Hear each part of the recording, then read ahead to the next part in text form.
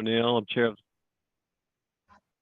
Good evening. My name is George O'Neill. I'm chair of the Thompson Inland Wetlands Commission. I'm calling the June 13th, 2023 meeting of the Inland Wetlands Commission to order at 7:02 p.m. Due to the coronavirus, well, we're going to use Zoom as the platform. So I'm going to touch on some of the key points that we're going to observe during this presentation. The session is recorded for both audio and visual content and under the control of our Zoom host, who in this evening is Amy.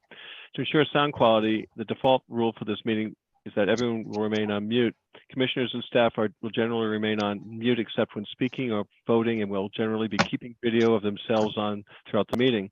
Applicants and members of the public should feel free to leave their video on or off. However, they will be asked to turn on their video when speaking. If video is not available for you, you won't be precluded from speaking at the appropriate time and may listen into the meeting. During this meeting, everyone is asked to state their name each and every time they speak. Please use the quote raise your hand feature to let me and the host of this meeting know that you have raised your hand to speak. And for some reason I overlook you, you might speak up a little bit so that we can recognize you. Members of the public may only speak during the portion of the agenda established for citizens' comments on the agenda items. And there are two sessions in this for this commission. For individuals representing applicants, permittees, and violators listed in the agenda and their representatives. If you're speaking at this meeting and have document to submit to the commission which was not distributed in advance of the meeting with the rest of the materials, please indicate that you have it, hold it up to the camera so we can see it, and after the meeting, email it to wetlands@thompsonct.org so that Marla can make it part of the permanent record. If a member of the public tries to communicate outside the citizens' comments on agenda items portion of the meeting, or a person creates an audio video disruption, they may be manually ejected by the Zoom host from the meeting upon my request. So it's time to call the roll. Commissioner Morano. Present. Commissioner Chapin. Present. Commissioner Obert. Present. Commissioner O'Neill. Present. And we have Marla. And our recording secretary, I see, is present, Gloria. So also note that this meeting is being recorded. I have put up the agenda, and there are no alternates, so we'll move on. The first item of business is action of minutes of the previous meeting, May 9th. And these were distributed in advance of the meeting. They're also posted on the public website for anyone to take a look at. Do any commissioners have any corrections or revisions to the minutes from the last meeting? It's Commissioner Chapin. The only thing I saw was in the violation of Mark Bear, the builder is referred to as me and Brian instead of Brian Meehan. And I don't know if we care about that or not, but. Well, I think it's important to get the name right. So thank you for that observation. You're welcome. Any other corrections or revisions? All right, hearing none, let's permit the minutes to be accepted with that correction as noted by Commissioner Chapin. All in favor? Aye. Opposed? Hearing no opposition, the minutes of the prior meeting are accepted with the amendment as noted. Now this is the first opportunity for citizens' comments on the agenda items posted. Mr. Chairman, Yes. this is Gloria. Right. Could I have clarification on the minutes, the names in the minutes?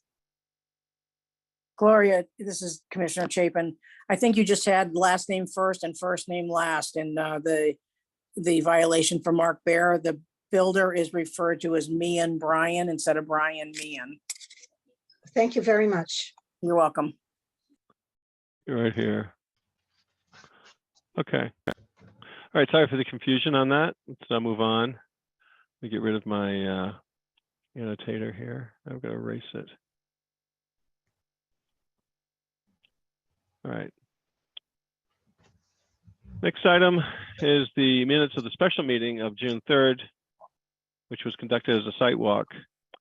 And these are also distributed as part of the materials in advance of this meeting. Any additions, changes, or corrections?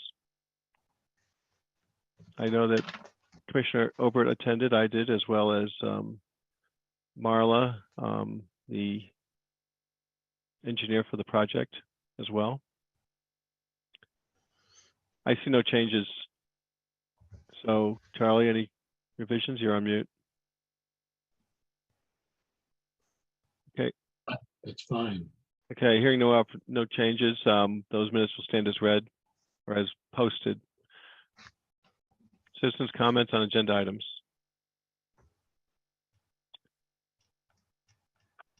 I don't see any hands being raised. Okay, let's move on to the next item. Old applications. WAA 23001, Hene Yosef, 274 Riverside Drive, Assessors Map 87, Block 95, Lot 39.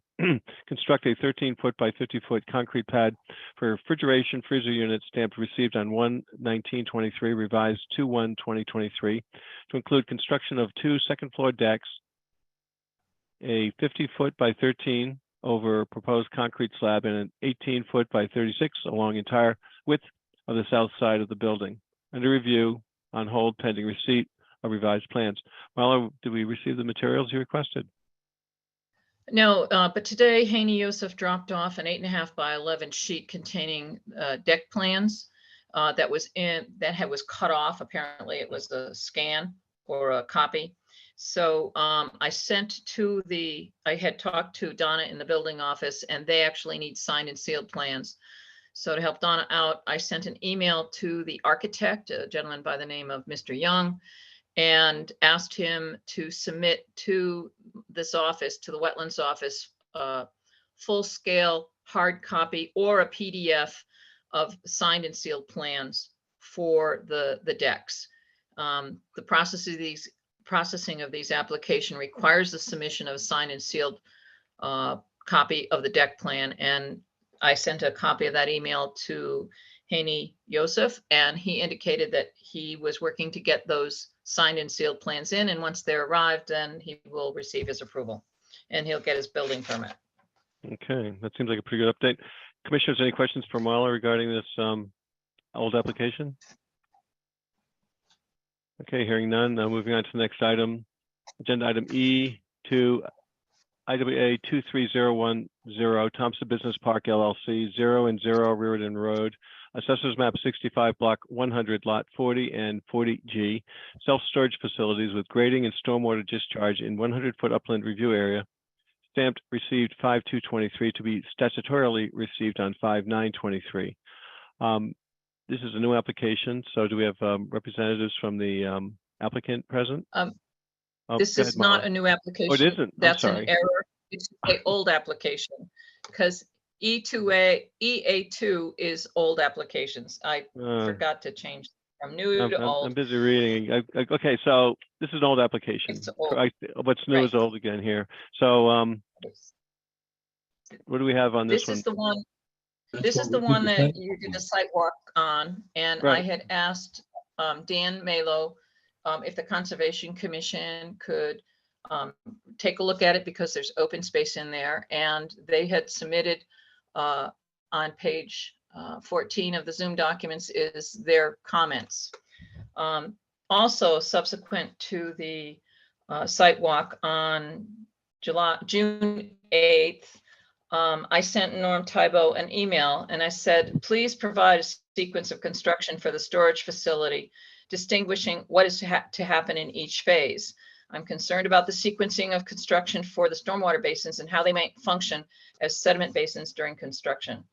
I think you will need to number the stormwater basins so the sequence of construction will be understandable. Also, please provide an assessment of exit velocities for the stormwater discharges and verify that the receiving slopes will remain stable for the design storm, or alternatively provide engineering design that will create stable conditions for the design storm.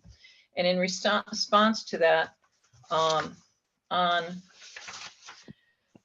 June 12th, I received revised plans. They came in too late for me to include them in the Zoom documents. I have sent them to you independently earlier today. And I also, so that would have been at about 3:30 today. I sent you that, and my comment to you, if you haven't had a chance to read the email, I'm forwarding the following email containing some plan revisions to application IWA 23010 regarding the proposed phasing and sequencing of construction. They came too late to be included in the Zoom documents. I expect that Mr. Tybo will be able to screen share these revised plans with you and answer any initial questions you may have. However, I have not had enough time to review these plans and do not recommend the commission render decision on this application tonight. I expect I will have some questions for Mr. Tybo after he explains the changes. So I don't know if you can screen share, Norm, the revised plans that you have. And then perhaps we could go back after we're done with you, go back to what the Conservation Commission said. Are these the plans that dated 6/12? Mr. Tybo? Yes, sir. Okay. So that would be these, wouldn't they? Can you see those? I got my copy up. Is that Okay. sure? I could, if I was, Okay. if it'd be okay, I could share my screen to kind of, it might be a little easier. Go for it. I think, Oh, it says I cannot share my screen Yeah. while you're George, George, sharing. you have to stop sharing and then Mr. Tybo Stop. can All share. right, stop share. Okay. I'm hogging the screen here. Got it. All right. There we go. Tybo, you've got the controls. Thank Sorry you. about that. No problem.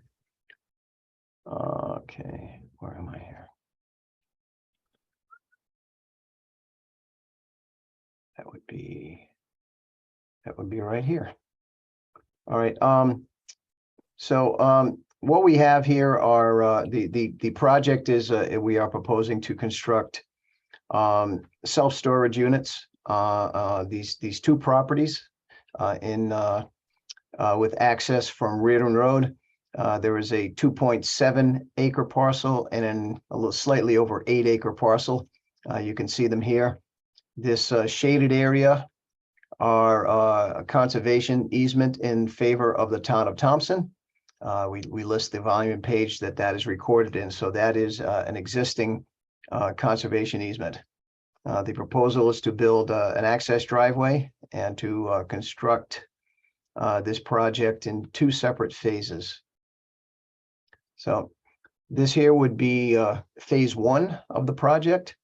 We're going to be constructing 2 buildings and 2 separate stormwater basins. Well, actually, I guess 3 in a sense, although this, the smaller basin here adjacent to the access drive is just going to be taking a little bit of water from this portion of the paved area and metering it a little bit and infiltrating before it discharges down to some small basins, riprap basins in this area. Ultimately, the front of the site would be behind the stone wall. It's pretty flat back there, so we are calling to have it grade to drain. So ultimately, the water will come down the driveway and come off of here. It'll discharge to these 2 level spreader basins on either side of the driveway and make its way down ultimately to the wetlands overland flow. The office for the facility will be in one of these 2 buildings. We're not proposing any office for the second half of it. There is a very small septic system here. Literally, it'll be an office with just a hand sink and a bathroom to utilize. We also have another stormwater basin up gradient. There'll be more grading to the west on the site for the second phase of the project, but we're limiting the clearing in this particular phase to about slightly less than 2 acres. And we'll be building about 2/3 of the proposed access driveway. This will be a gated facility. Anyone who utilizes it will have to have an access card in order to access it, to access their unit where they're utilizing for self-storage. This is a very low traffic generating type of business. I think even as we move up to the second phase of this and we construct phase 2, which I will show you here. This will be the complete previously. And even as we construct this, we typically even on a weekend, you may get 8 or 10 cars there at any point during the weekend as people access their units. The second phase will complete the roadway, create a flatter pad up on the top here. We're cutting on the south side of the site, filling on the north side of the site, and we've got a larger stormwater basin that will be constructed as part of the second phase. The overflow from this basin here, it's a low-level overflow. It'll go to this basin that we're proposing associated with the second one. For the first phase, we're just going to have the low-level overflow, and we're going to be installing the pipe and the outlet structure. The slopes on these pipes are pretty flat. Velocities are relatively slow, around 3 feet per second or less. In fact, the Connecticut DEP stormwater manual doesn't really require even any kind of riprap when you've got velocities that slow, but we do have outlet protection on these pipes, and they'll work in a manner to dissipate the flow before it flows overland toward the wetland areas. Around the perimeter of the site, we do have a stone trench. It's a water quality trench, 3 feet wide, 2 feet deep. It'll consist of crushed stone. It does serve two purposes. It helps to remove any kind of sediment that might be entrained in the stormwater, and it also acts as a dissipator for the flow, because you've got paved areas here. So even with the 2% slopes that we have across this particular site, when you have water running across paved areas, it does have the propensity to generate some velocity. So that'll act as a mechanism to dissipate the velocity before it flows down the slope into this stormwater basin. We have a low-level overflow from that basin. We also have an emergency high-level overflow, which only functions during a 100-year storm. So in a 100-year storm is close to 8 inches of rain in a 24-hour period. So I think, we don't see that very often at all. All drainage, we did provide drainage computations with the application. Drainage from the first phase is substantially discharged in this area here. For the second phase here, we are demonstrating reductions in peak runoff rates, nearly identical, but very, very slight reductions from these two areas. From the roadway itself, there is a slight increase in the peak runoff rate, but there's only a small section of the roadway, about the first 30 feet or so, that's actually going to discharge out onto Reardon Road.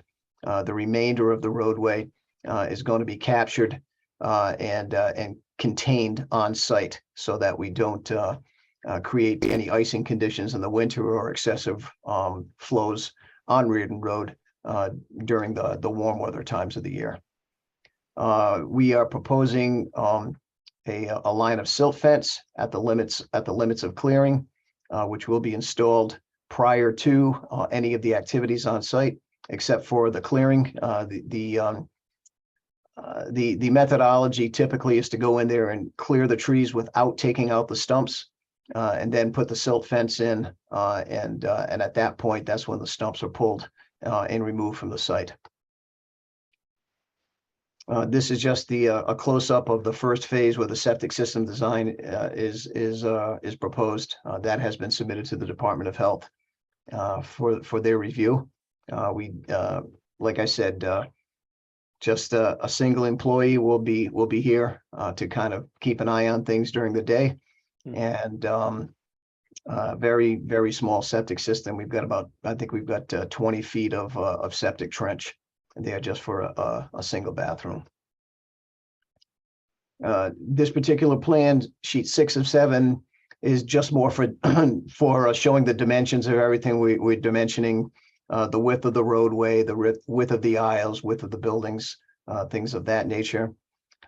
We will have the only lighting on site will be building mounted. There will be full cutoff wall packs so that we can comply with the dark sky requirements. So Marla did talk about the sequence of construction that we put together. I'm going to zoom in a little bit more here and we can go through that. So the sequence of operations, essentially, we're going to flag the limits of disturbance for phase 1 of the development and schedule a pre-construction meeting with the town of Thompson Wetlands agent, which would be Marla. Contact the utility companies for scheduling installation of utilities and connections. Number 3, install the anti-tracking construction entrance. 4, cut down the trees within the defined clearing limits and removed the cut wood. Number 5, install perimeter erosion and sedimentation controls in accordance with the site development plan. Number 6, chip, brush, and slash stockpile chips for use on site or remove off site. Number 7, box out the driveway, remove excess topsoil from the site, install erosion controls around any stockpiles created and apply temporary seeding. Next, we will install and compact the processed gravel for the driveway base. We do want to have a nice clean entrance to the site and have it be accessible for the construction equipment. So it's important to establish a good road bed first and put down some good gravel surface that's non-erodible. Number 9, remove tree stumps and dispose of at an approved disposal site. Alternative stumps may be chipped in place. No stumps shall be buried on site. Number 10, strip and stockpile topsoil that is within the footprint of the site. And by the site, I mean the phase. Surround stockpiles with silt fence or staked hay bales and apply temporary seeding in accordance with the recommended mixtures. Divert runoff around the perimeter of the stockpile. Make all required cuts and fills, including proposed stormwater basins. Establish the subgrade for the building pads as required and install additional erosion controls as necessary and as shown on the plans. Also, which I think is very important, on a weekly basis and after rain events of 1/2 an inch, to inspect the perimeter erosion and sedimentation controls, repair any damaged areas and provide additional erosion controls as necessary to address areas of concentrated runoff that may develop as a result of the construction activities. The contractor shall review discharge conditions with the design engineer or the town of, I have Plainfield there, my apologies, I have to change that. Prior to installing additional erosion control measures and apply water as necessary for dust control. I think it's important here, since we do have a resource area, the wetlands and the conservation, not to use any calcium chloride for dust control, just apply water as needed. And I think once again too, the erosion and sedimentation controls on a construction site are really kind of an ongoing process through the whole construction project. It's really important to make sure that they remain functional and especially after we have rain events, and to make sure on a weekly basis that they stay maintained. Number 13, install utilities to the edge of the right-of-way. Number 14, prepare subbase for driveway and remainder of the site for final grading. Number 15, excavate for building footings, stockpile soil and pour footings and slab and begin construction of the buildings. Number 16, install the septic system and drill the well. Number 17, in conjunction with the site grading, excavate for stormwater basins and utilize basins for temporary sediment traps during construction. Install pipes and seal ends during construction. Do not install outlet structures. Number 18, place topsoil where required and install any proposed grassed areas or landscaping upon completion of each building. Number 19, install the first course of pavement to each building as they are completed. Number 20, when the remainder of the site work is near completion, sweep all paved areas for the final course of paving, inspect erosion controls and remove any accumulated sediment. Number 21, install the final course of pavement upon the completion of the final structure. Number 22, fine grade rake, seed and mulch within 2 feet of the pavement. 23, clean any sediment that has accumulated in the sediment traps and apply seeding in areas where sediment has accumulated. Number 24, remove and dispose of all silt fence and hay bales after the site has been stabilized to the satisfaction of the town of Thompson. Number 25, repeat the sequence for phase 2, except for the installation of the septic system and the well. I do have a New England erosion control mix for detention basins specified here. We find that this is a great seed mix in that it establishes quickly. It's got a nice deep root system, and it does tolerate being inundated from time to time. So that is something we've had a lot of success with in the past. So I think that's kind of it in a nutshell. Of course, as Marla said, she did not have time to review the plans thoroughly, as I just got them to her yesterday. But I'll certainly address any comments or answer any questions the commission may have at this time. Great. Thank you, Mr. Tybo, for that summary and very thorough breakdown. Commissioners, do we have any questions for Mr. Tybo? Yes, I have one. This is Charlie Ober. Mr. Tybo, I'm looking at this page. I don't know. It's the same one you were just looking at. Species for this erosion control. Virginia wild rye, the creeping red fescue. Are any of these invasives that we really don't want? I don't know them all.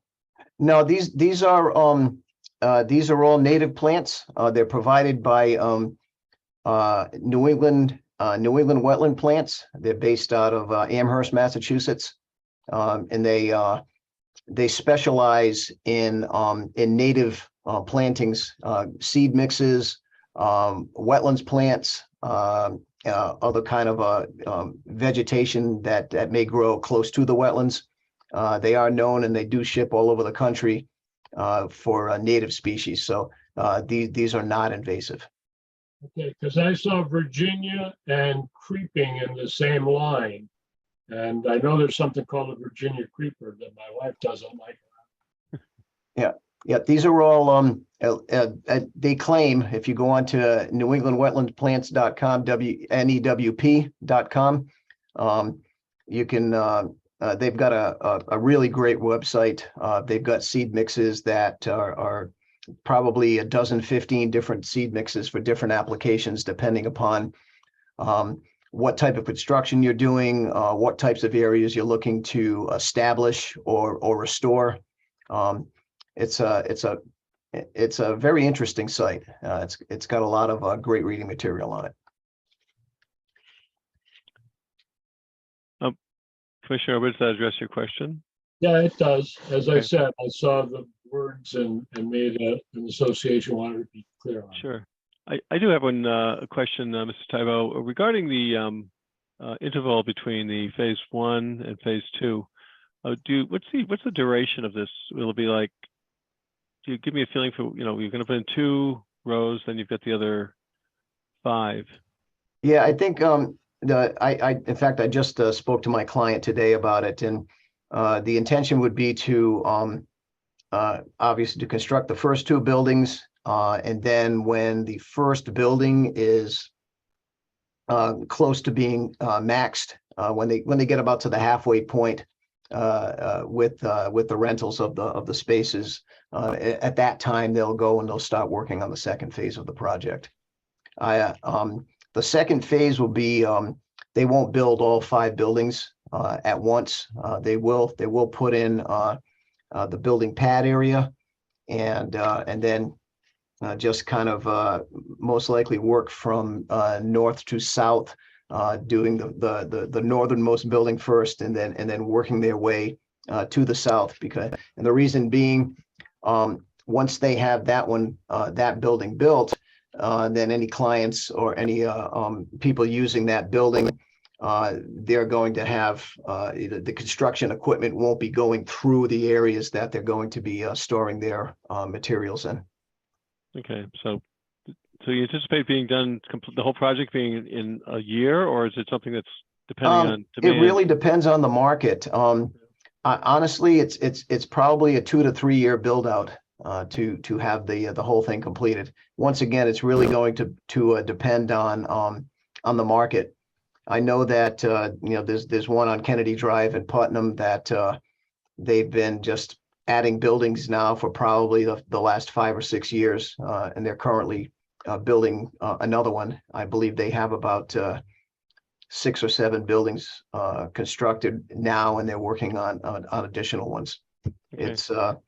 It's really sort of a supply and demand type business. Obviously, he doesn't want to go and build all of these units and have them sitting vacant because it costs money to You do bet. that. So, All right, thank you. That clarified my question, that answered my question.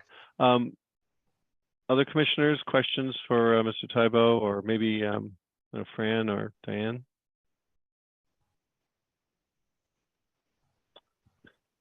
Okay, I hear none. Marla, is there any issues that we need to address here further, or? Yes, yes.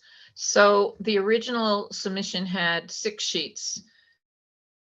The new submission has 7 sheets. So my question is, do these 7 sheets that you just reviewed, are they to replace those previously submitted? That is with the exception of changing the name of Plainfield to Thompson. yes, those will That's- replace it. The only additional sheet that we added was to show you what the first phase would look like. That's fine. That's what I thought. So if you could go, since you're screen sharing, to the overall grading plan. Mhm. I don't know which sheet it is in your I believe grouping, it's, but it's the I one that believe shows all the buildings. I believe that's sheet 3. Okay, if you could zoom out enough and point out to the commission exactly where the upland review area is, because I've noted that very little bit of the buildings is in the upland review area. And Right. not the septic system, that is not in the upland, that is not in the upland review area. So really, it's just some embankments and Right, we've stormwater got- management bases. Yeah, But if I you think it would be probably for the purposes of visibility for the next meeting. I'll actually color that line so that you can see it a little bit more clearly. But it is right. I'm going to run my Sure. marker. I can't think of the Cursor. name what I'm calling this here. Yeah, Cursor, my maybe. cursor. Thank you. Runs up here, and it kind of goes around here. It's actually labeled right here, 100-foot upland review. So it goes around the edges of the building. It works its way down here, makes its way around this way, and then around the perimeter of this building. So yeah, it's the very small portion of this building is in the upland review, and the corner of this building is in the upland review. And we've got this access driveway, the perimeter driveway is in the upland review over here. So the next question I have is regarding where that long embankment is, the one that you've got, the top of bank has a crushed stone trench. Yes.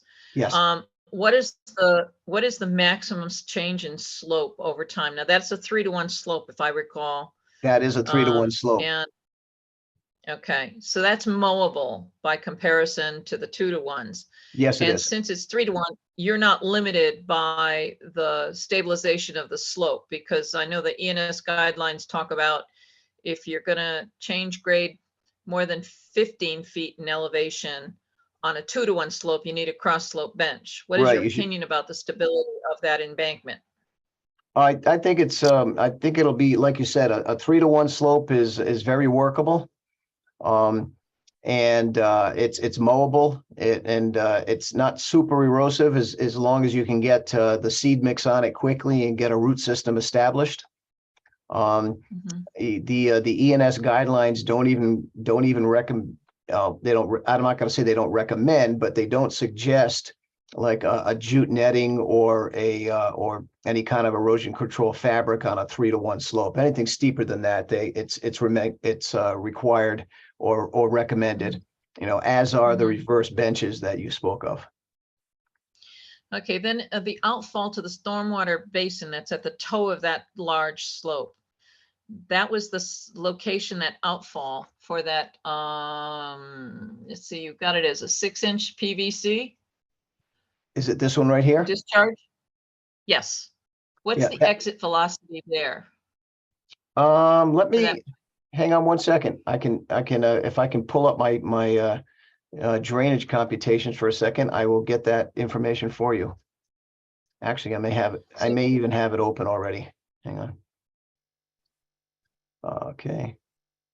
And that would be, let me just see my,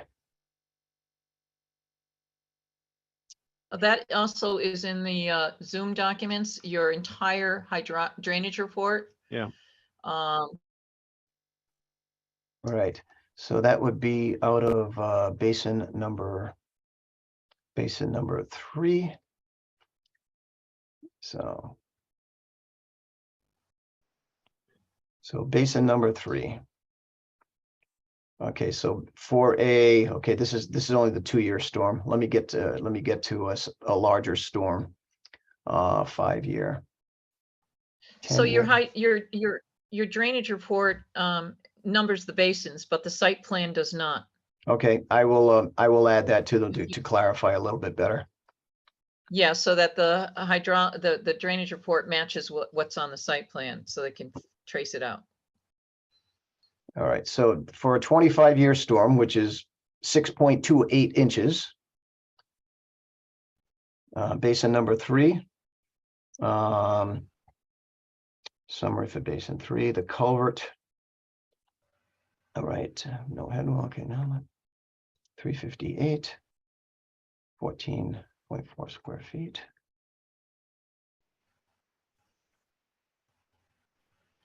We are at 5.4 feet per second for a 25-year storm. As you can see right here, this is a 5.43 feet per second. Okay, so that's getting closer to the threshold of being potentially erosive, which I think is around 8 feet per second.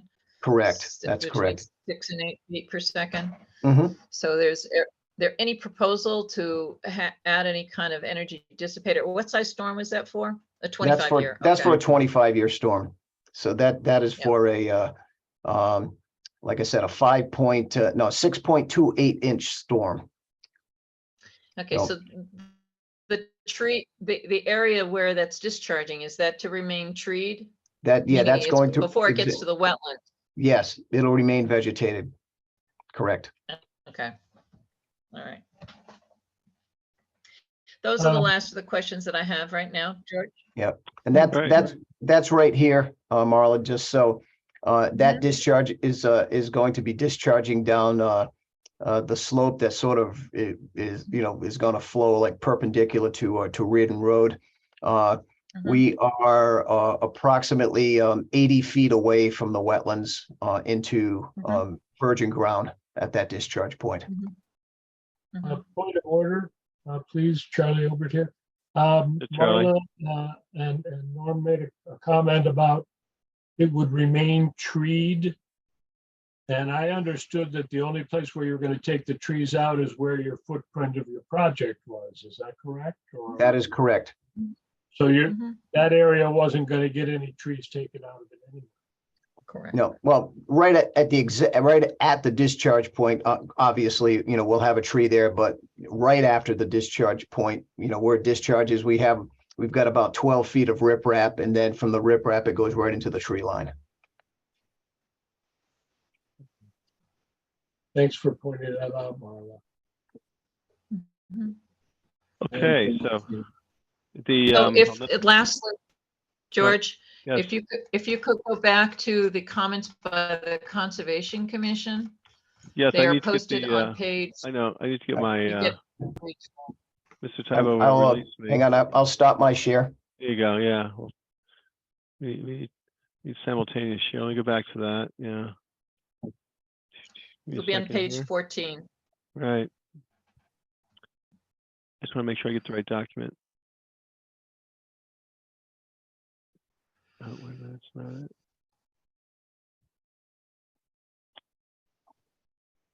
This is page 14. Yeah, that's the beginning. There were over 90 pages in this submission, by the way. So Mhm.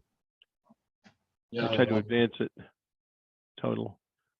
All right, so here we are. So basically, if you read that memo, the primary thing that they initially are asking for is they they do want the downcast lighting with Right. full cutoff features, which he said he's provided.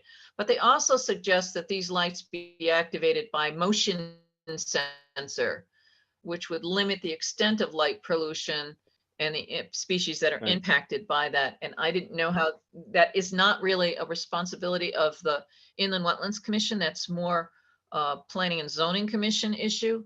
Although light pollution can have an effect on wetlands, I didn't know if the applicant had any position on putting in motion detection for his lighting fixtures.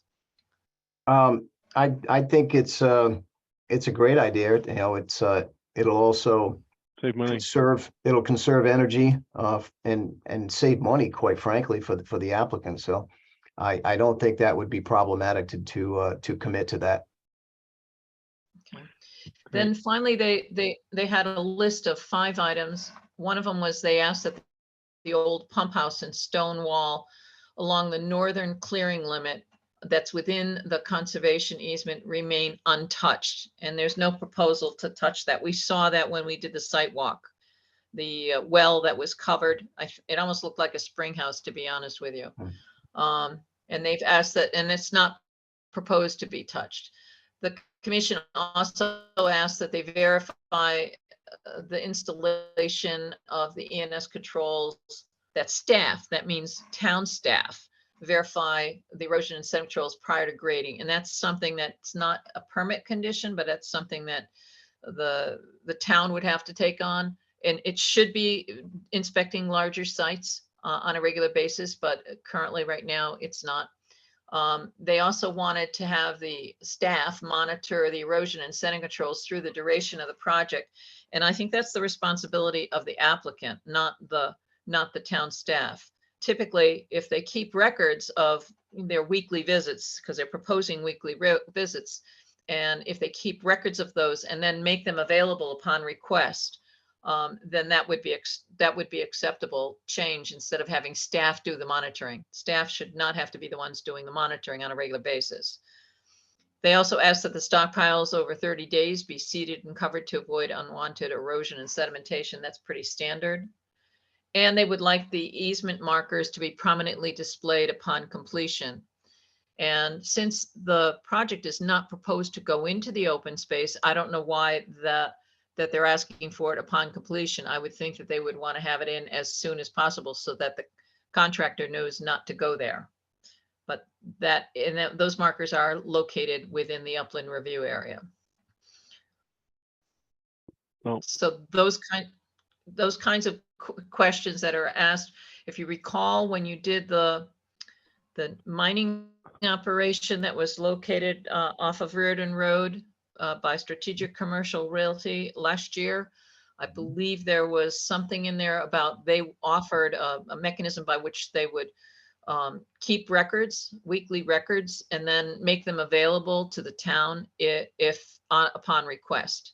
And if the applicant is willing to do that, that would answer the Conservation Commission's concerns. And I could, of course, provide the language that was given by Strategic Commercial Realty's engineer to Mr. Tybo so that he could show it to his client and decide whether or not that's something that they would be willing to commit to satisfy the concerns of the Conservation Commission. So the question to us? Do you want me to provide that information to the Mr. Tybo so they can decide whether they want to include? I don't think that town staff should be monitoring the erosion and sediment controls on a regular basis, that should be the applicant's responsibility. And if it's that big of a concern to them, then perhaps there should be some kind of identification to say that they would do the monitoring during construction. Would this be a non-onerous burden upon the construction of this project, or would this be part of the usual course of business? If I may, Mr. Chairman, I think Norm Tebow, I think that is kind of regular practice that the ENS reports or the weekly inspection reports are typically done by the developer's engineer. And as Marla said, they would be available to the town upon request. Okay. All right, commissioners, any comments, Commissioner Obert or others? Well, Commissioner Obert? yes, it sounded to me like Marla was concerned that right now we don't have an ordinance or any kind of regulation that mandates this, but it is a better practice. And as Mr. Tebow says, they're already doing it as standard practice, so it wouldn't be a bad idea to include it in there. Right. I did know also when he went through his timeline of all the work that they were going to do, that he said he was going to notify wetlands before they went to the after they had the preliminary stuff set up, which is at one of the other points here. And, Right. Good. So it doesn't sound like an onerous burden to the construction of the project. Seems like it's pretty much consistent with what they would do and perhaps good practice. You know, Well, if let's- they're already doing it anyway, it's no burden for them. The Right. only possible burden would be show us a copy of it. yeah, I was just trying to state the obvious. You're right. So, all right, unless the other commissioners object, I think it would be, we should have, Marla, maybe just provide that additional information to Mr. Tebow for his client. Commissioner Chapin, I agree. All right, thank you, Diane. Fran? And I think we should investigate to see, can we make this part of the routine behavior for large developers? Oh. That's something to look at in the future on our requirements. All right, That makes sense.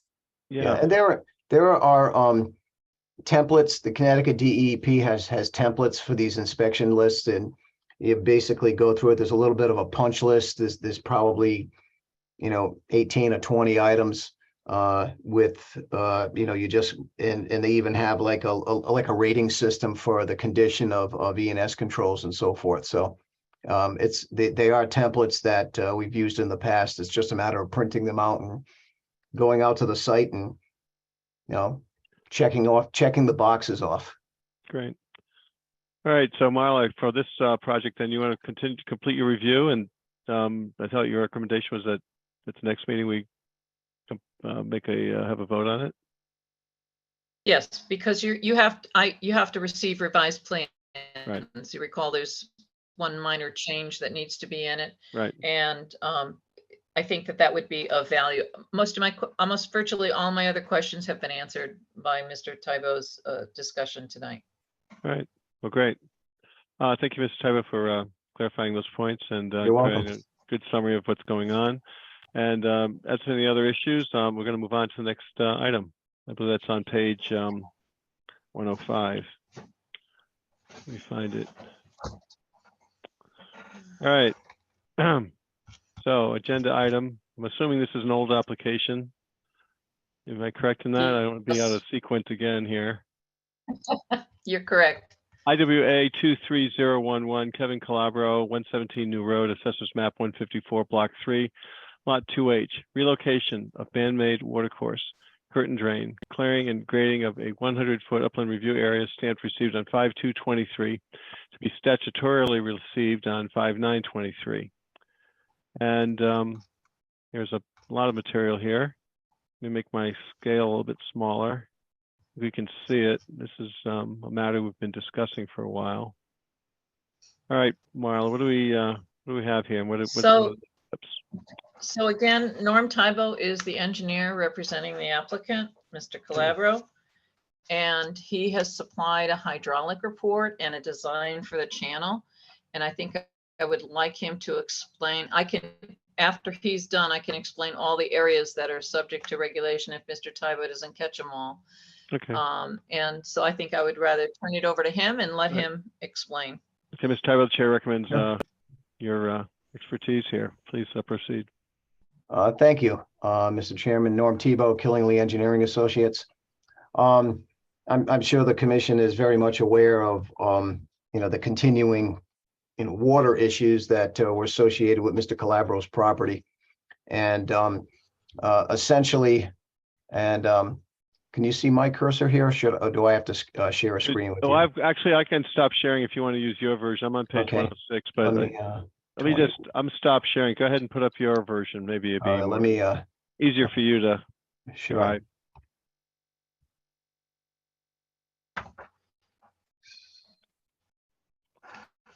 Okay, so. I think it's a sharing feature, but whatever.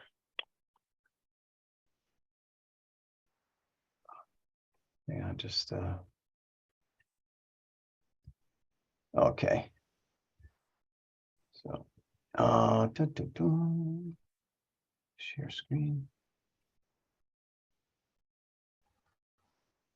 All right, so Mr. Calabro's got about this 4-acre property with access from New Road. This long driveway that he has. So what there has been, persistently throughout the development of the lot and prior to the development of the lot, there was a lot of water really just kind of breaking out of the slopes at the toe of the slope in the back, and initially it flowed to the north to the Gray property. The Grays did not want that happening anymore. They kind of burned it up, which sort of drove the water to pond a little bit in this area along the driveway. And ultimately it kind of ran down the driveway. You had a couple of flat spots where it just puddled. And ultimately it got to the New Road, where there was a cross culvert that goes across the road. Oddly enough, that it's really the same place that the water was going. It's just taking a different route. Before, it was kind of going through the Gray property and making its way around and getting to that point. What we have proposed is a grass line swale. The velocities here are very slow. The water doesn't move very much. You've only got about a 2% grade across here. So we are proposing a swale with a 2-foot bottom width, 2 to 1 side slopes. So it'll be about 6 feet wide.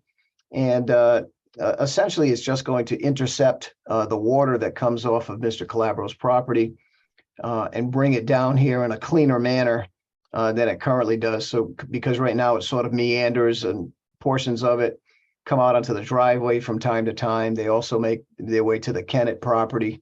So this would just formalize that drainage and get it to a final destination point in a cleaner manner. One of the other things that Mr. Calabro, I think one of the other issues that he was having is that he still has, is that his well is a true artesian well. It just continues flowing all the time.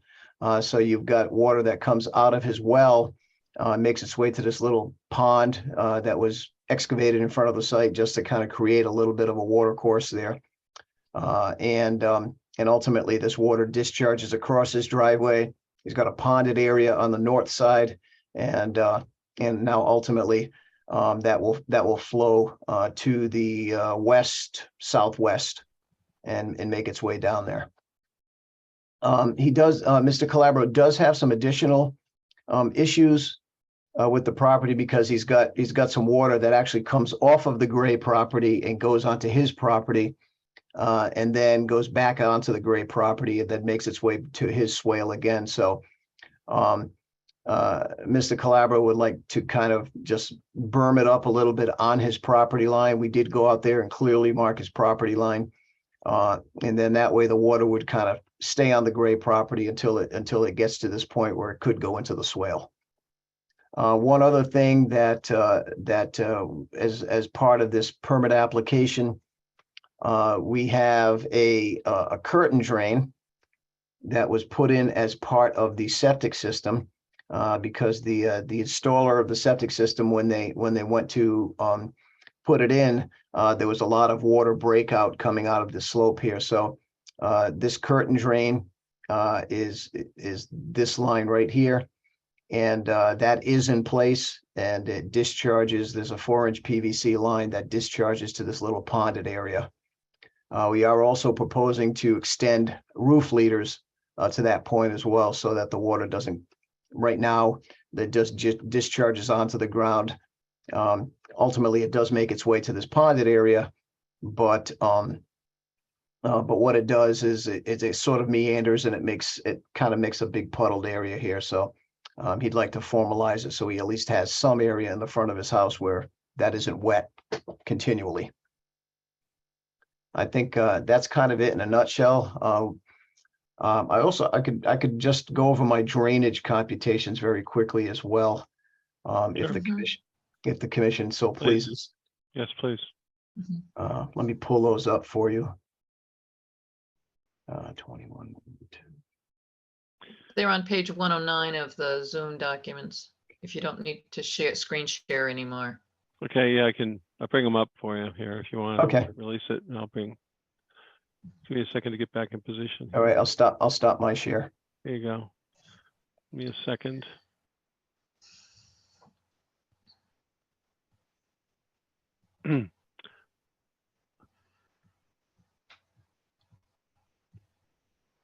Okay, we should have it. There you go. Yeah. So if you stop right there, what we have here with the peak runoff for a 100-year storm, we're getting 4.2 cubic feet per second. The capacity of the swale when full is 17.7 cubic feet per second. So only about a quarter of the capacity of the swale is being utilized. And I made a statement that even with like if we take into account the well, it's only a little 2-inch pipe that overflows from the well, so it's a very, very small amount. That's not really accounted for in these computations, but it's well under a cubic feet per 1 cubic feet per second. You know, it may be like a tenth of a cubic foot per second that actually comes out of as well. So this swale will handle larger storms. Aside from the 100-year storm, we get these types of rainstorms lately too, where you get 2 or 3 inches of rain in about a 20-minute period.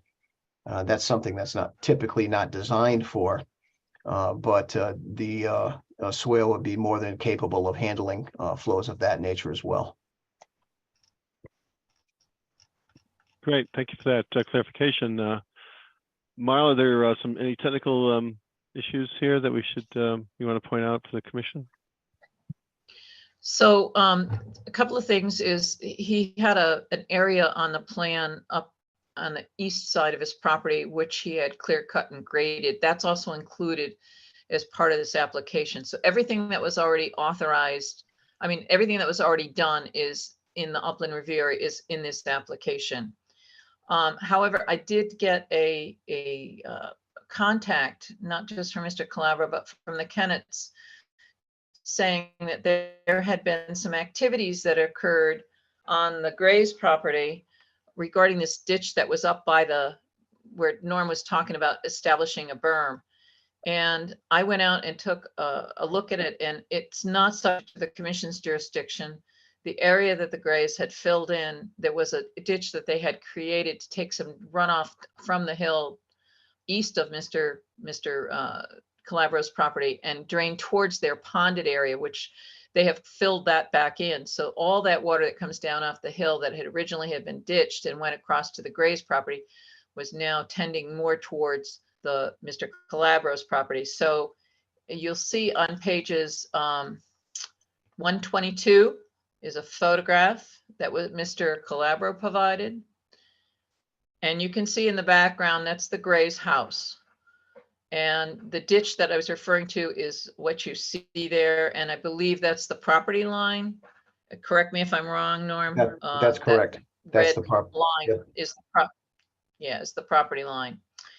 And so if you follow down to the next on page 123, you can see the area where the attempt is being made to make sure that all the water stays on the Calabro property and doesn't go to the Gray property. And so when I took a look at that on page 124, I went on to Map Geo and attempted to figure out what the contributing drainage area increase would have been with that ditch not being there. And it's not very large. It's only about just a little over 11,000 square feet, because some of that hillside has a stone wall in it, which is just on the other side of that little paddock that Mr. Calabro was creating, and stops the water from going down the hill. It may collect behind it, but it doesn't go down. So with the amount of water capacity that the ditch has, I don't see as how this 11,000 square feet would make much difference to the drainage calculations that Mr. Tybo has already provided. He can correct me if I'm wrong on that, though. No, I concur with that. It's like you're talking about a quarter acre additional, and Yeah. you know, and the soils there are pretty well drained as well, so you really don't get a whole lot of runoff. Yep. So given with all the information that has been provided, I have no objection to the commission issuing an approval of this application as presented. And if the commission so chooses to approve the application, then the notice of violation that was given to the Grays would become moot, and that file would be closed because there would be no action required because Mr. Calabro has addressed the matter in a competent way. So the decision is yours to make. I have no objection to the issuance of a permit. Okay, so do we have a motion to accept this application? I'll make the motion. In not accepting it, I'm sorry, you're approving it. I'm Approving sorry, it. approving it. We're approving it. And Approving it. I will make that motion. I All don't right, have the number right here in front of me, but Gloria is good at finding those. Thank you. Do I have a second? Okay, I have a motion and a second. All right, discussion on this point. One question, especially in light of that photograph that just went by. Am I to understand now that the actual ditch or swale and the berm will go uphill past where the paddock is so that any runoff will avoid the horse paddock? Am I correct with that? That is That's- correct. Okay. Yeah, I already made the motion. Okay. All right, you have a motion, we have a second. This is discussion. So Chair, other commissioners, Fran or Diane? No comment here. Okay. All right, then, I think Mr. Tybo's covered it in a lot of detail, and we've had extensive discussions of this matter in the past. And with the observations of our inland wetlands agent, recognizing the ultimate outcome here, do I have we can move to a vote if everyone's in agreement. So by voice vote, all those in favor of approving the application, say aye. Aye. And all those opposed? Okay, hearing no opposition, the application is approved as submitted. And concurrent with that is a comment or making moot the previous issue with the Grays, the violation. All right. Well, thank you very much, Mr. Tybo and the commissioners for helping to resolve this matter.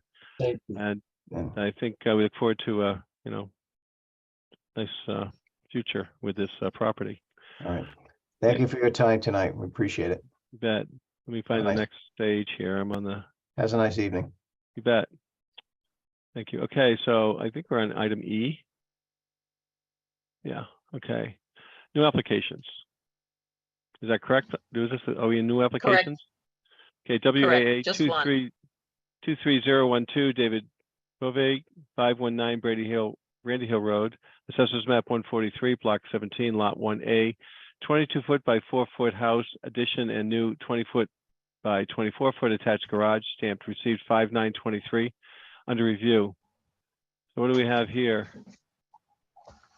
So Mr. Bove has a very tiny piece of property located along Aquatic Reservoir, just before you get to the bridge that Brandy Hill goes over where it divides the reservoir. And he has, in his application, he indicated he wanted to put in a garage, and he got, originally he had a septic replaced back in 2017 and got a natural diversity database review. I didn't make him do another one because I don't think they've made any changes in the database. So he did submit the one that had been submitted before, And he supplied his plan. And his plan is shown on page 132 of the Zoom documents. If you go there. There, yeah, I'm getting there. Let me Um, just scale it back.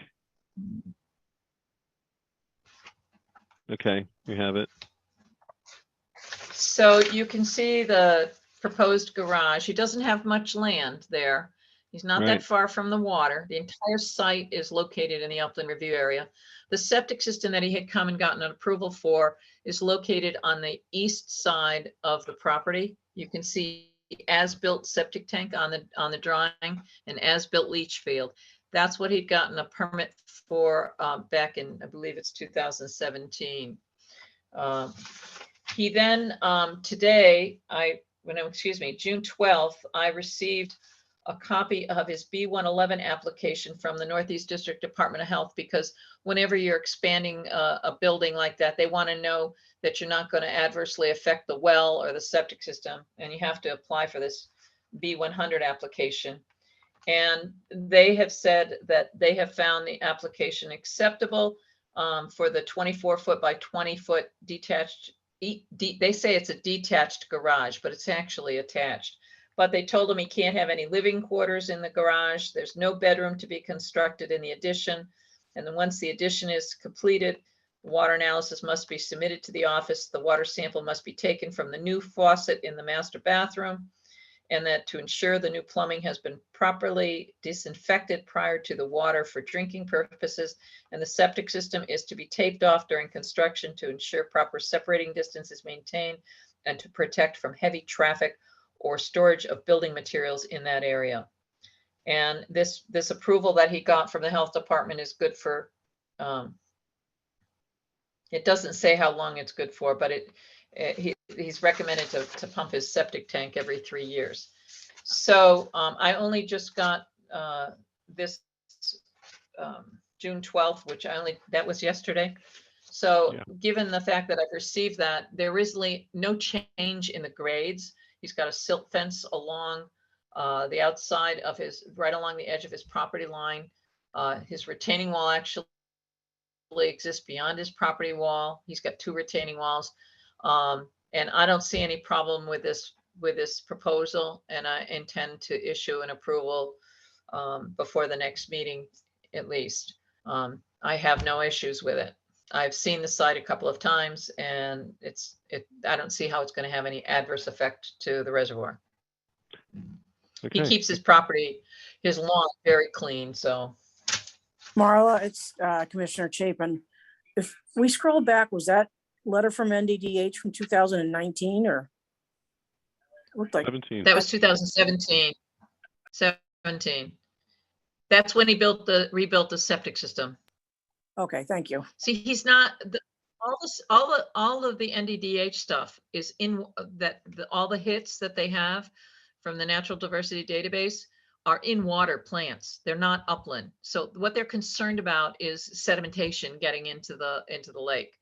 And as long as there's not any real sedimentation problem, they don't really have a concern about it. That's what I've Okay. seen in all the times that we've got stuff back from them. All right, thank you. All right, so you've updated us. Do any concerns by commissioners other than noted by Commissioner Chapin? I take it none. All right, then, so we can just move on to the next item, right? Yep. Okay. Applications received after agenda, none. Permit Correct. extensions, none. Violations of Correct. pending enforcement actions. Notice of permit violation, VIOL 21036, permit IWA 20022, Mark Bear 1227, Thompson Road. Assessors map 116, block 24, lot 10, grades not as authorized and modified plan approved by the commission on February 9th, 2021. Status. So I've previously sent a memo to the building official asking that no certificate of occupancy be given for the house until the Wetlands Commission receives an acceptable as-built drawing. He's still in the process of completing the home and the site work. He hasn't finished it yet. As he comes close to finishing it, then I will be back in touch. But right now it's on hold pending his because he does have a permit for this, for the site, but it's in violation at this point in time until he submits that as-built drawing for whatever the grades and structures, because he's got structures there that don't show on the plans, some retaining walls. And originally the house was going to be a 2-story house, and now it's a 1-story house with a full walkout basement. And he doesn't have all the retaining walls near the garage built yet, but he's getting closer to it, and he has the property up for sale. And that's why I have the request not to issue a CO for the house until the commission gets the as-built drawing. Okay. Thank you. Commissioners, any questions? Otherwise, we'll move on. Hearing none, we'll move on to the next item. Violations of pending enforcement actions. Notice violation VIOL 22031 Douglas and Roberta Gray, 0 New Road, Census Map 154, Block 3, Lot 2J. Watercourse alternative causing flooding, issued 11/23/22 status. I believe we addressed this in the earlier discussion, and no further. We made this moot, so we can move on. I will be sending a letter to the Grays, notifying them that with the issuance of the Mr. Calabro's permit, that the violation file has been closed. So Right. that's how I'll address the closure of that violation. I'll put it in writing to them. That'd be great. All right, then. No further comments on this, commissioners. Okay, hearing none, we'll move on to the next item. Notice of violation, Kevin Calabro, 117 New Road, Census Map 154, Block 3, Lot 3H, earth moving in 100-foot upland review area, issued 3/24/23 status. Now, is this a separate item? So I will put a cover letter on the permit when it gets issued, when it gets signed off by you, George, with a statement that the notice of the violation file has been closed due to the issuance of the permit. No further Right. actions required by him for that. Great, thank you. Commissioners, any comments? Hearing none, we'll move on to the next item. Notice of violation VIOL 23013, Suduka Wojek, 1574 Riverside Drive, Assessors Map 55, Block 65, Lot 14. Grading work exceeding scope of work authorized by permit IWA 21028, issued on 5/22/23. Status.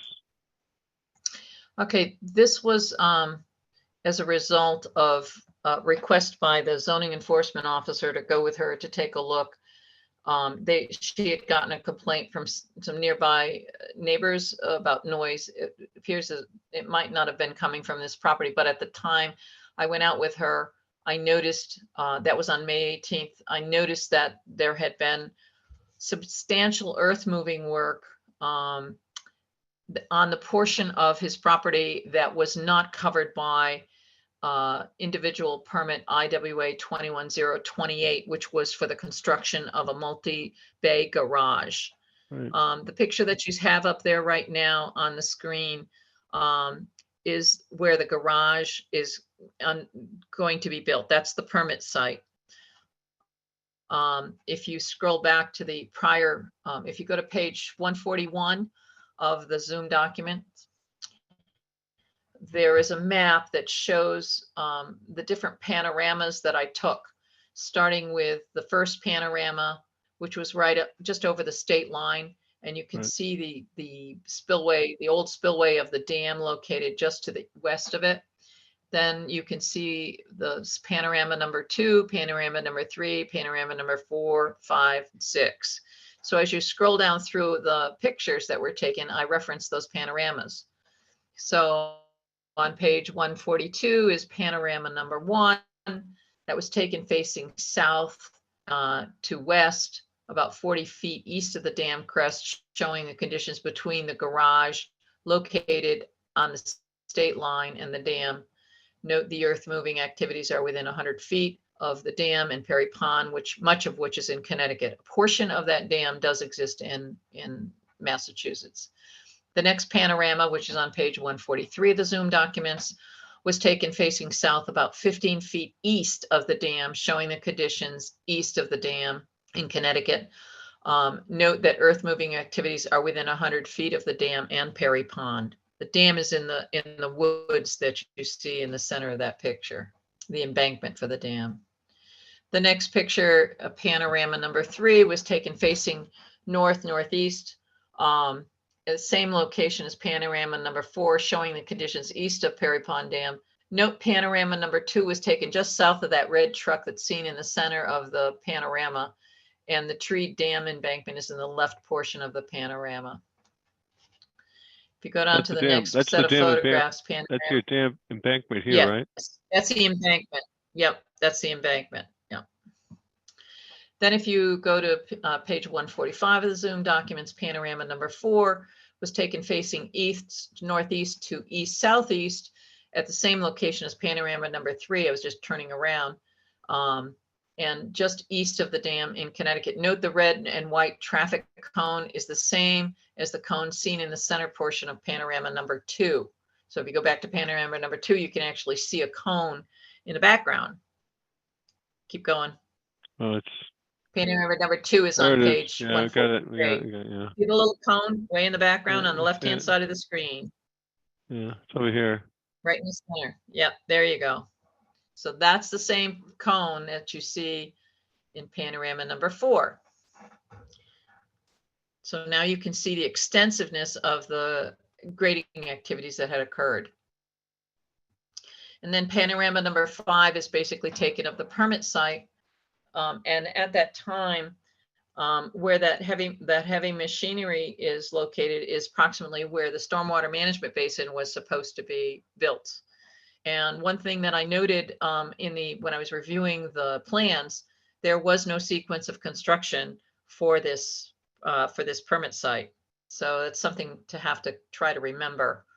The last panorama, a panorama number 6, is I couldn't fit all of the photographs together. So that pile of stone is located in the left side of panorama number 5, and it's in the it's in the right side of panorama number 5, and in the left side, in the central left portion of panorama number 6. And that shows primarily where the garages were supposed to be built, the garage.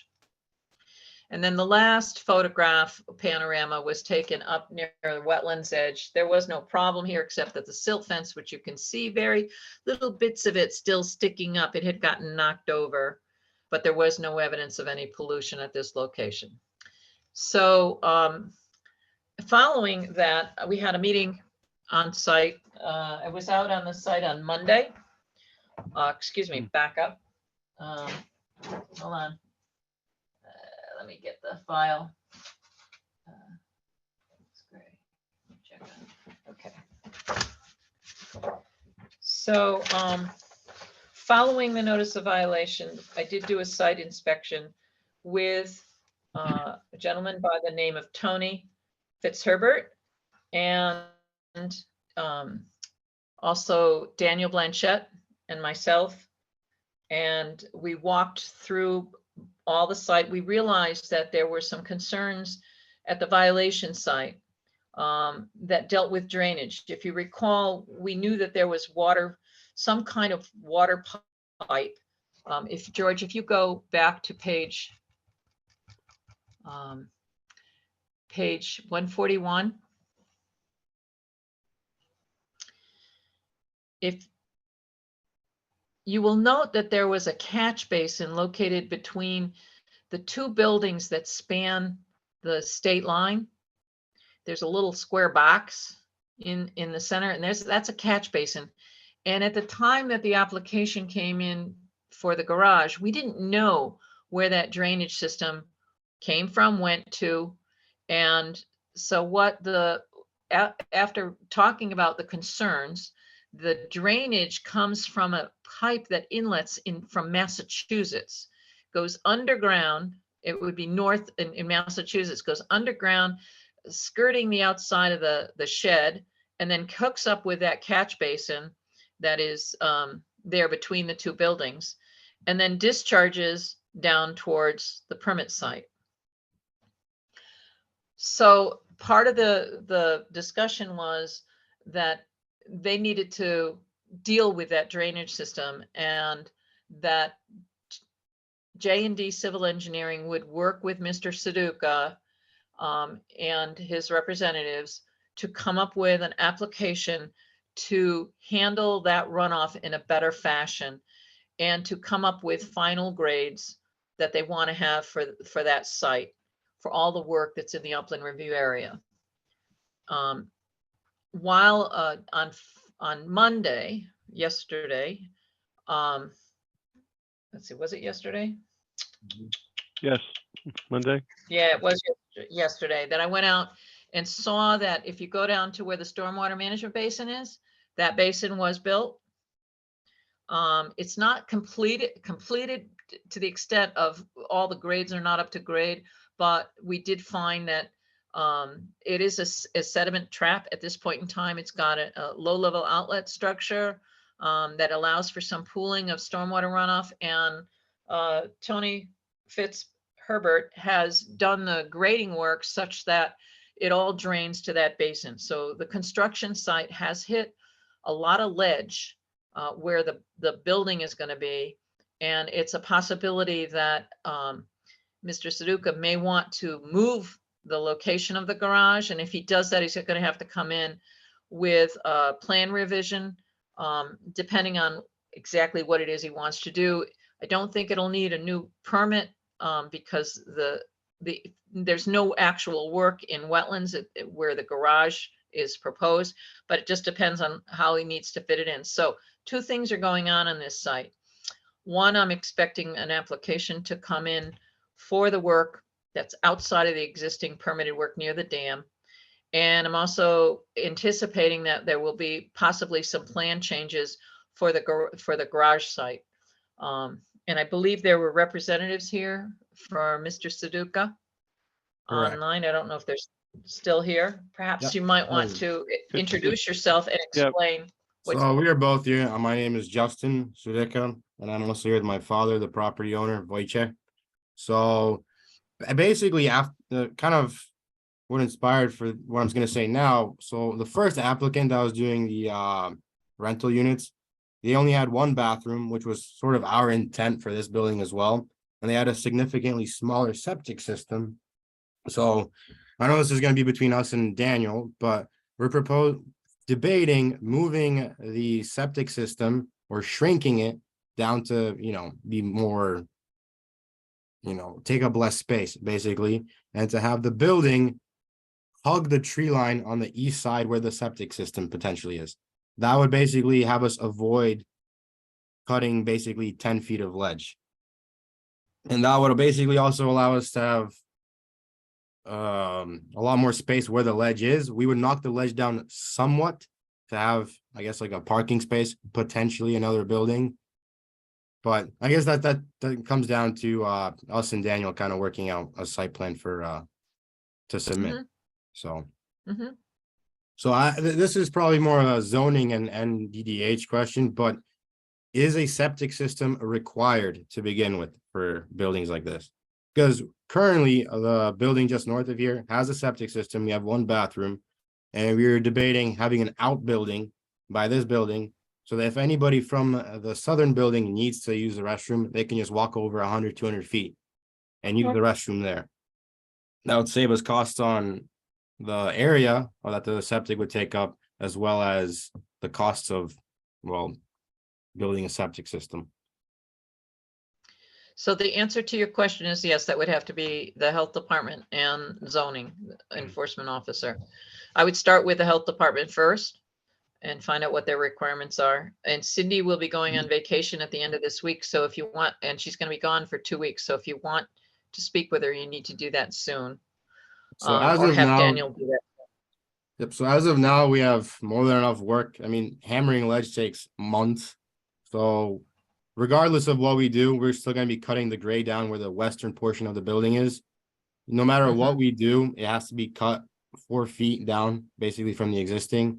If we use the existing plans, existing elevations, we'd have to cut down 4 feet below grade, so even more. But as of now, we're just going to cut down less than the existing plans, so that we're not wasting our time. And so this is a question regarding the violation site where the outfall is of the dam. So you can kind of see how we graded the portion where the pipe goes from the catch basin to the, I think, 24-inch culvert pipe, there's an embankment. So eventually, this is probably later on down the road, once all the all the stone is crushed and moved to the southern site, we either are going to line the embankment with the riprap for erosion reasons or put up a retainage wall. So should we include that as well in our No, they are two separate activities. You already have a permit for the garages. And that you would be most likely submitting a plan revision for that.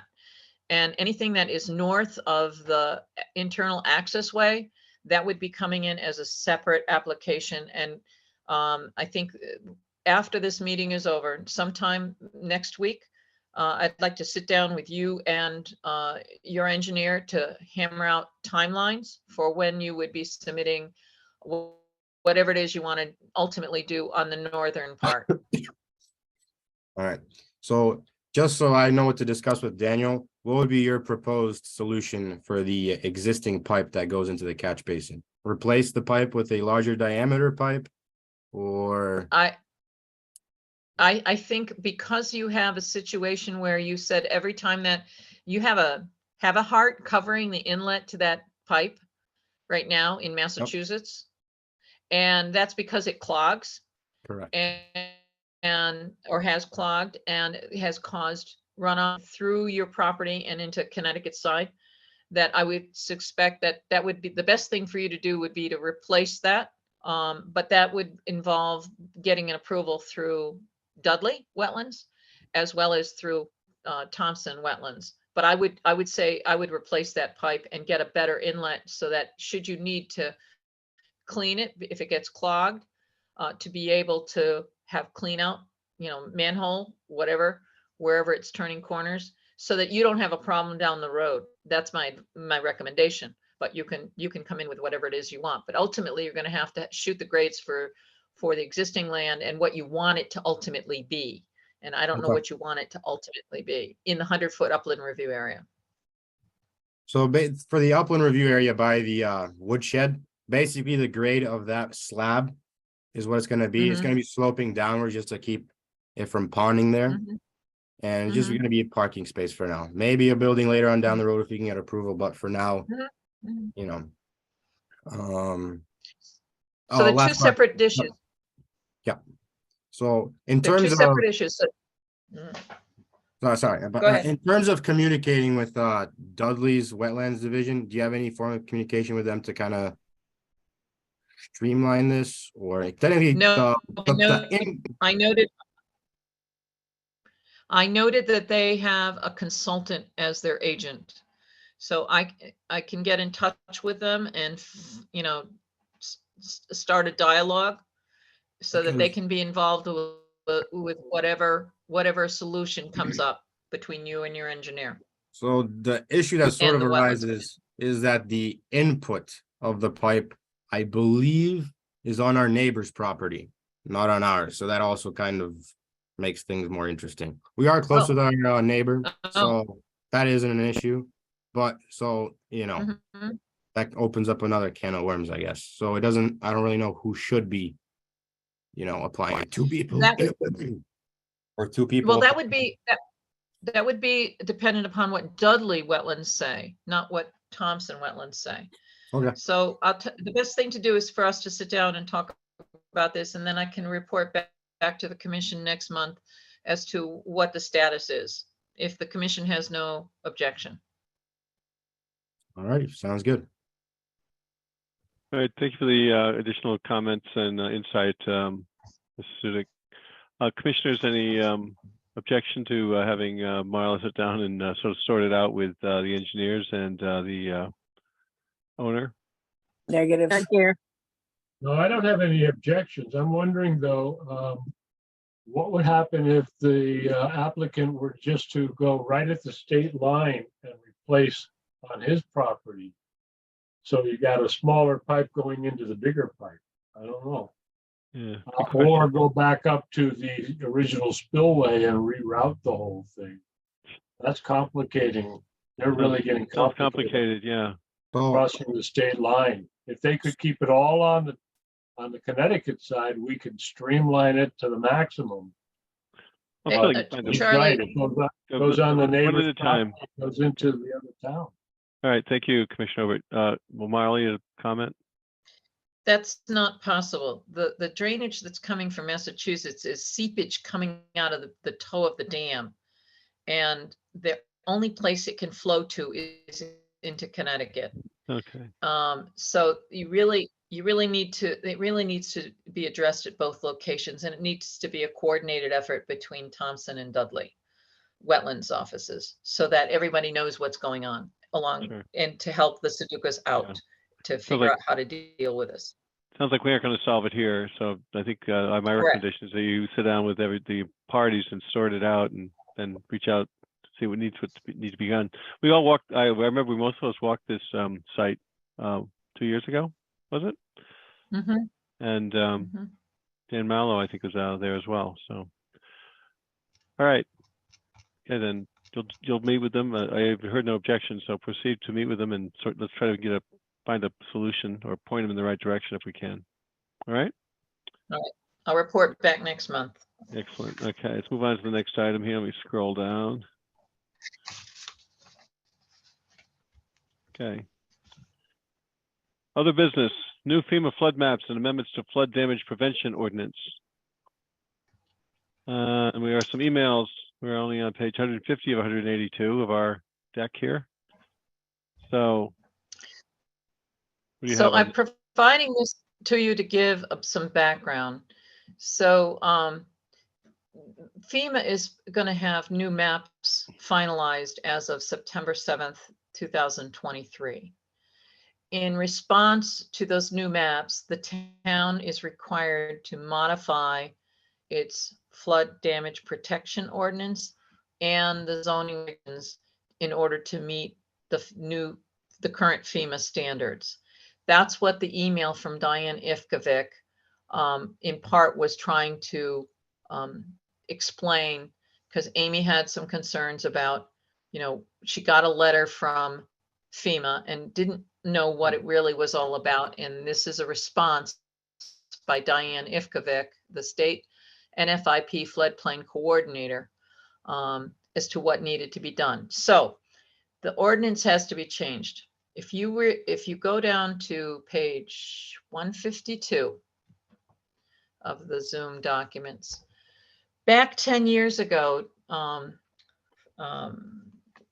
Carolyn Wurge and I had recognized that when they split the planning and zoning, split the Conservation and Inland Wetlands Commission from one commission to two commissions, they neglected to change the flood damage prevention ordinance. So at that time, 10 years ago, we attempted to look into changing the ordinance just to do a name change. And at that time, Diane Ivkovic told us that if we opened up the ordinance at that time, that we would end up having to make a bunch of other changes that would be onerous to the public in the fact that we didn't have any digital maps. So it was suggested that we don't do anything until they get the new digital maps. Well, now the new digital maps are coming, and the floodplain ordinance is being mandated to be updated by FEMA. And so Diane Ivkovic submitted, she had reviewed the ordinance back 10 years ago, and she took a look at it again and gave the town recommendations as to what is minimum requirements to meet the FEMA standards. And so I received a copy of that along with Amy and along with Tira Pengisic. And so working with Tira didn't have the electronic versions from 2000 and I believe it was 2010, no, it would have been 2011. And then a couple of years ago, when they were talking about doing the code of ordinances, to the general code, I was working with Donna Hall, who is the secretary for the ordinance committee, to develop the electronic version because we only had a scanned version. So I had a good copy of the old ordinance in a Word document. And I also had found that there'd been a lot of Scrivener errors. So I provided those documents to Tira, and Tira then folded that in, took using that base document and folded in the comments by Diane Ivkovic into it. There was no further review. I talked to Tira about it afterwards, asked her if she had read through this and proofed it, because I found one error which said New London County when it should have said Wyndham County. But this is apparently the same kind of ordinance that I've searched through Putnam, Woodstock, Pomfret. They all have this same structure in their flood ordinance. So it must have been a blanket kind of template for everyone to use to get low-cost flood insurance. So one of the things that needs to be changed, there are two things that we found back when Donna and I were working on it. And if you go to page 161 of the Zoom documents, Right. the original ordinance said that they would charge $20 for the application. Now, to the best of my knowledge, there's never been an application in the building office. The building inspector is the individual responsible for administering this ordinance. But I've never seen or heard of an application for work in the flood zone. And that's probably why there was never any appeals for any decision.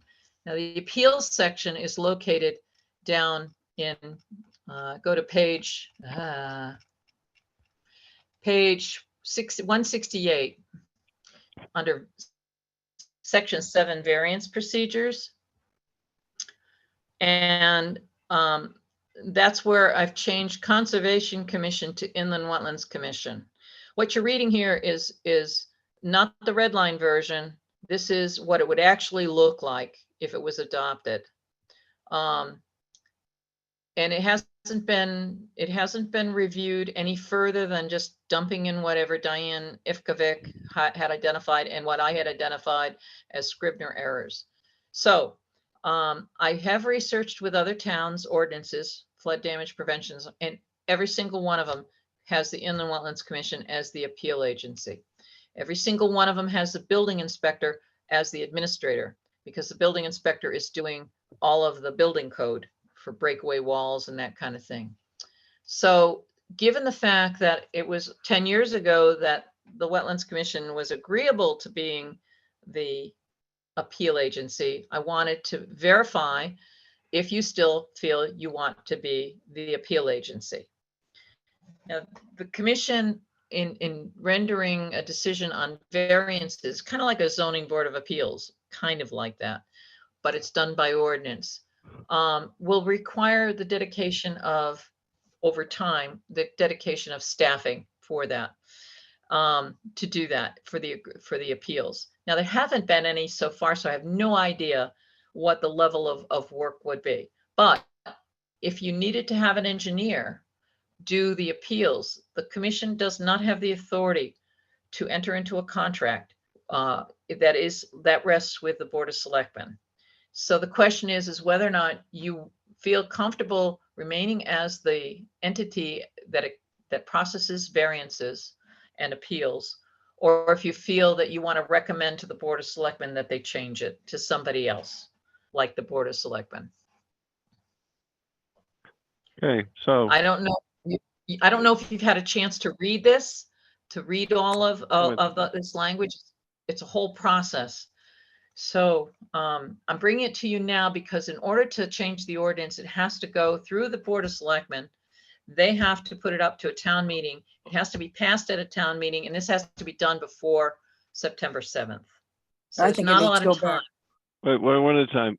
Who spoke? I'm sorry. Who's that? Commissioner What's your- Chapin. Commissioner Chapin, go ahead. Yeah, I think it should go back to the Board of Selectmen. I mean, just based on the fact that you say if there's an engineer involved, we have no authority. Sorry.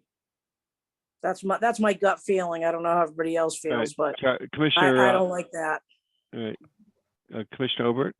Yes, I think I'm going to say some of the same thing, but if it goes forward as we're looking at highlighted, but there is a mandate that says that if the property's in the floodplain and we need an engineer, that the Board of Selectmen can't stop us. Can we do that? I mean, every other town in the area figured out some way to make it work. And perhaps we are a better, Or they haven't thought about it. Well, somebody at DEP thought about it and they passed the template around apparently. Well, Well, you apparently trust government more than I do. so here's a question. What percentage of our land mass is in the special flood hazard area of flood zone A? I don't know. I could try to find out from Diane Ivkovic if she has, because they're new maps. The old maps will not be effective. So you can't base it on the old maps. You have to base it on the new ones, and the new ones are digital. Right. And I don't know if FEMA has that information in hand. Well- I would think that they would, but I don't know. So the flood act, the FEMA and the National Flood Insurance Plan and the variety of entities. The past legislation was proposed in 1968, passed in 72, and it's gone through several iterations. Any structures that are in are already there, already been approved. So it's going to be new. We're talking about new structures, new areas. I'd be interested before we make any decision to know, how much are we talking about? Are we talking about of the 47 square miles? This is 1 mile of it. That's one thing, right? And then how many structures are in that flood zones? The special flood, the so-called special to zone A collective reference. AV zones are considered zone A. There's A, B, C. Then the newer categories are X and X shaded, which relate to areas that are not necessarily in the 100-year flood zone, however, only but for a levee or a dam, which is another issue here that we have to deal with. So maybe we get some more facts on this. And also, I'd be interested in knowing how other towns deal with it. I mean, Putnam, I guess, must deal with it somehow, Wetlands. And then another question would be, how would you, if you say, look, it's something that the Inland Wetlands Commission doesn't have the resources for, and the the selectmen do, then fine. But they could work in a concert with them if, with advice and consent, because just because something is in a 100-year floodplain does not necessarily mean it's in wetlands. Although That is correct. certainly there are things that are in the wetlands that are in the 100-year floodplain, which sounds counterintuitive, but that's some of the areas you run into. I know that I've worked with a lot of flood issues from a risk standpoint, not from a regulatory standpoint. So I was always surprised to find in floods, Mother Nature doesn't always stop at the 100-year floodplain. So 35% of all flood losses are outside of it. And so there's a lot of issues here, but maybe we can find out how much it is, how big is it, how many structures are we talking about, and what's planned to go into the special flood areas. And maybe it's less of an onerous challenge than we know, but that's at least what I'd like to see. Go ahead. And it's Commissioner Chapin again, and you just, pointed out something that it's not necessarily in even inland wetlands. So Right. again, that for me is another point of it shouldn't belong with us. Right. So maybe I mean, could we take- have very little authority over anything as it stands. We're just making recommendations and very little power to do Right. actually anything. So to me, this does not belong with inland wetlands. Sure. You guys, I figured it's flooding, so it must be in the wetlands, but yeah. Marla. So one of the things, Marla Butt speaking, one of the things that I can do, I haven't gone through and in any detail looking at the ordinance recently, but I'm in the process of drafting revisions to the inland wetlands regulations. For those projects that have work in the 100-year floodplain that come before the Wetlands Commission, I can make sure that the requirements of the ordinance are included in the regulations so that any entity that's coming in is going to have the same standard as what the ordinance has. Right. So that the Inland Wetlands Commission kind of is de facto helping it. But then there'll be situations where they won't be in wetlands or an Right. upland review area, and they'll be in the floodplain, and the commission really doesn't have Jurisdiction. any clear jurisdiction except through the ordinance. And maybe Right. in those cases, they should go to some other entity. But I can check with Diane Ivkovic to find out what kind of information she can provide regarding the extent of land in the floodplain, how many structures perhaps are already currently insured, and how hopefully we'll be able to get this on Map Geo once the digital, and I don't know anything, if anybody's researching that to see whether or not it can be put on MapGeo. So somebody could go on MapGeo, click on the layer for floodplain and find out whether or not they're in the 100-year floodplain. That's another issue altogether. But yeah, there's more, but we don't have a lot of time because it takes time. And I think Amy's online here. She's got her hand up. So maybe she might be able to. Yeah, she has a challenge. Does the first selectman like to comment at all? No, actually, I've been distracted because the numbers are coming in on the budget here at Town Right. Hall where I am. Okay, So I've been pulled away a few times, so I don't have a comment. I apologize. But No I worries. do have to transfer the role of host because I have to go do my Board of Selectmen meeting. right. So that'll mean you'll just have to stop the recording, George, do. and then Got wrap it. up your meeting. All I'm right, sorry thank to you. interrupt that No way. worries. We can circle back on this, but I think we've got a plan. So Okay. thank you. Sorry about that. No worries. Thank you. Bye now. Good luck. All right. So I think in this case, I think that we've, I'll say Commissioner Ober, you have a comment. Yes, I do. It seems to my recollection that we had discussed the possibility of having the applicant pay any charges or fees that were connected with their application. Our concern would be for new construction Right. or modifications of existing. I kind of want to give you some homework, George, and have you write a memo or a question that can go out to all of your counterparts and say, how are you dealing with this? Because it would help us to know more. Right. I do think that there's an inherent logic in having us as involved as possible. And as Marla began this discussion 10 years ago, she was trying to address these issues, but because of the mapping, we couldn't. So Right. first thing I think might be, let's get a copy of the map. Can we download that off of Deep? I think we have to find it. I think we have to find it. It doesn't seem, I think I asked So- Marla about that and we're still hunting for a copy.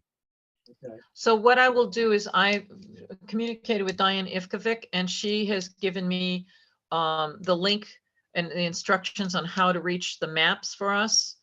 And I have found the current maps that will become effective. I haven't downloaded them all, but what I can do is put on in the Wetlands Commission's webpage under advice and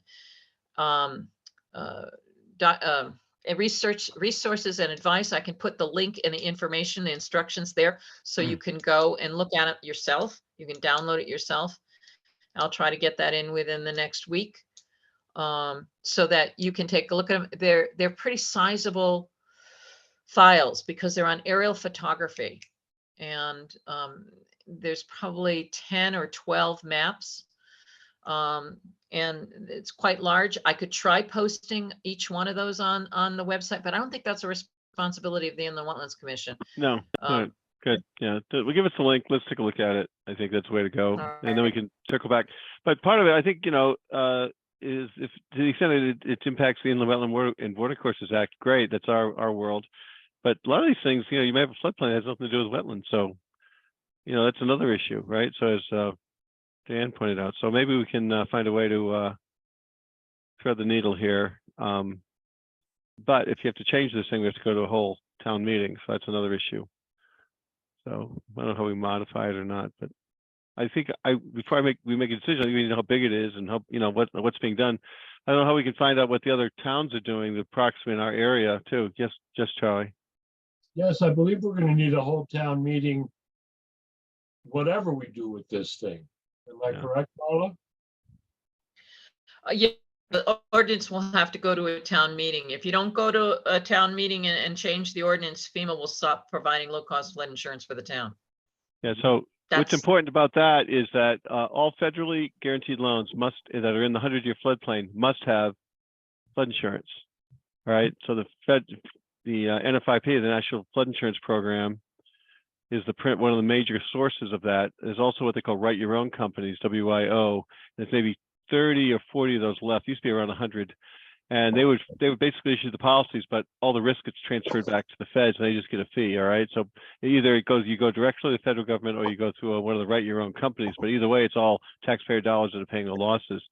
And as a result of Katrina and Ian and a few other events, the program is way underwater, pun intended, over 20 billion or so, 30 billion last I checked.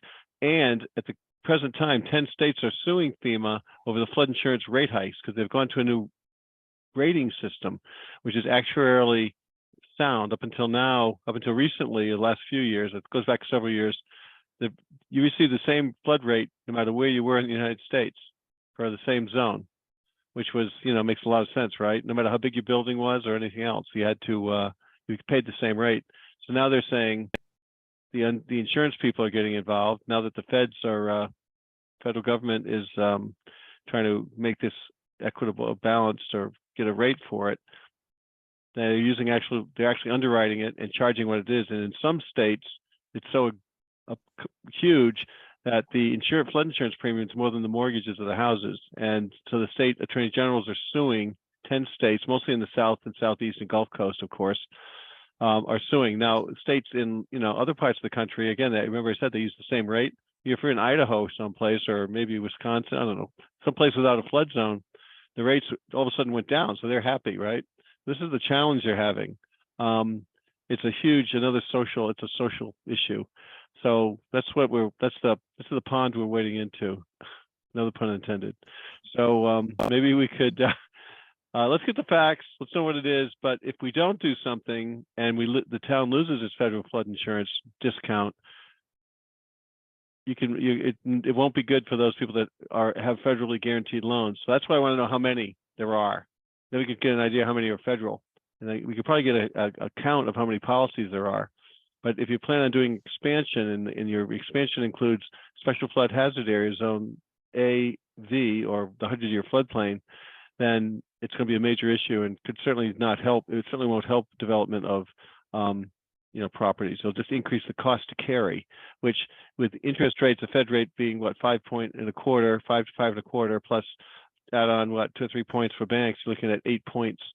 So on top of that, a very expensive flood bill, if they'll put it to do it at all, and could have a significant impact on the town, this is a sleeper. I don't think anyone saw this coming, but that's the economic reality of it.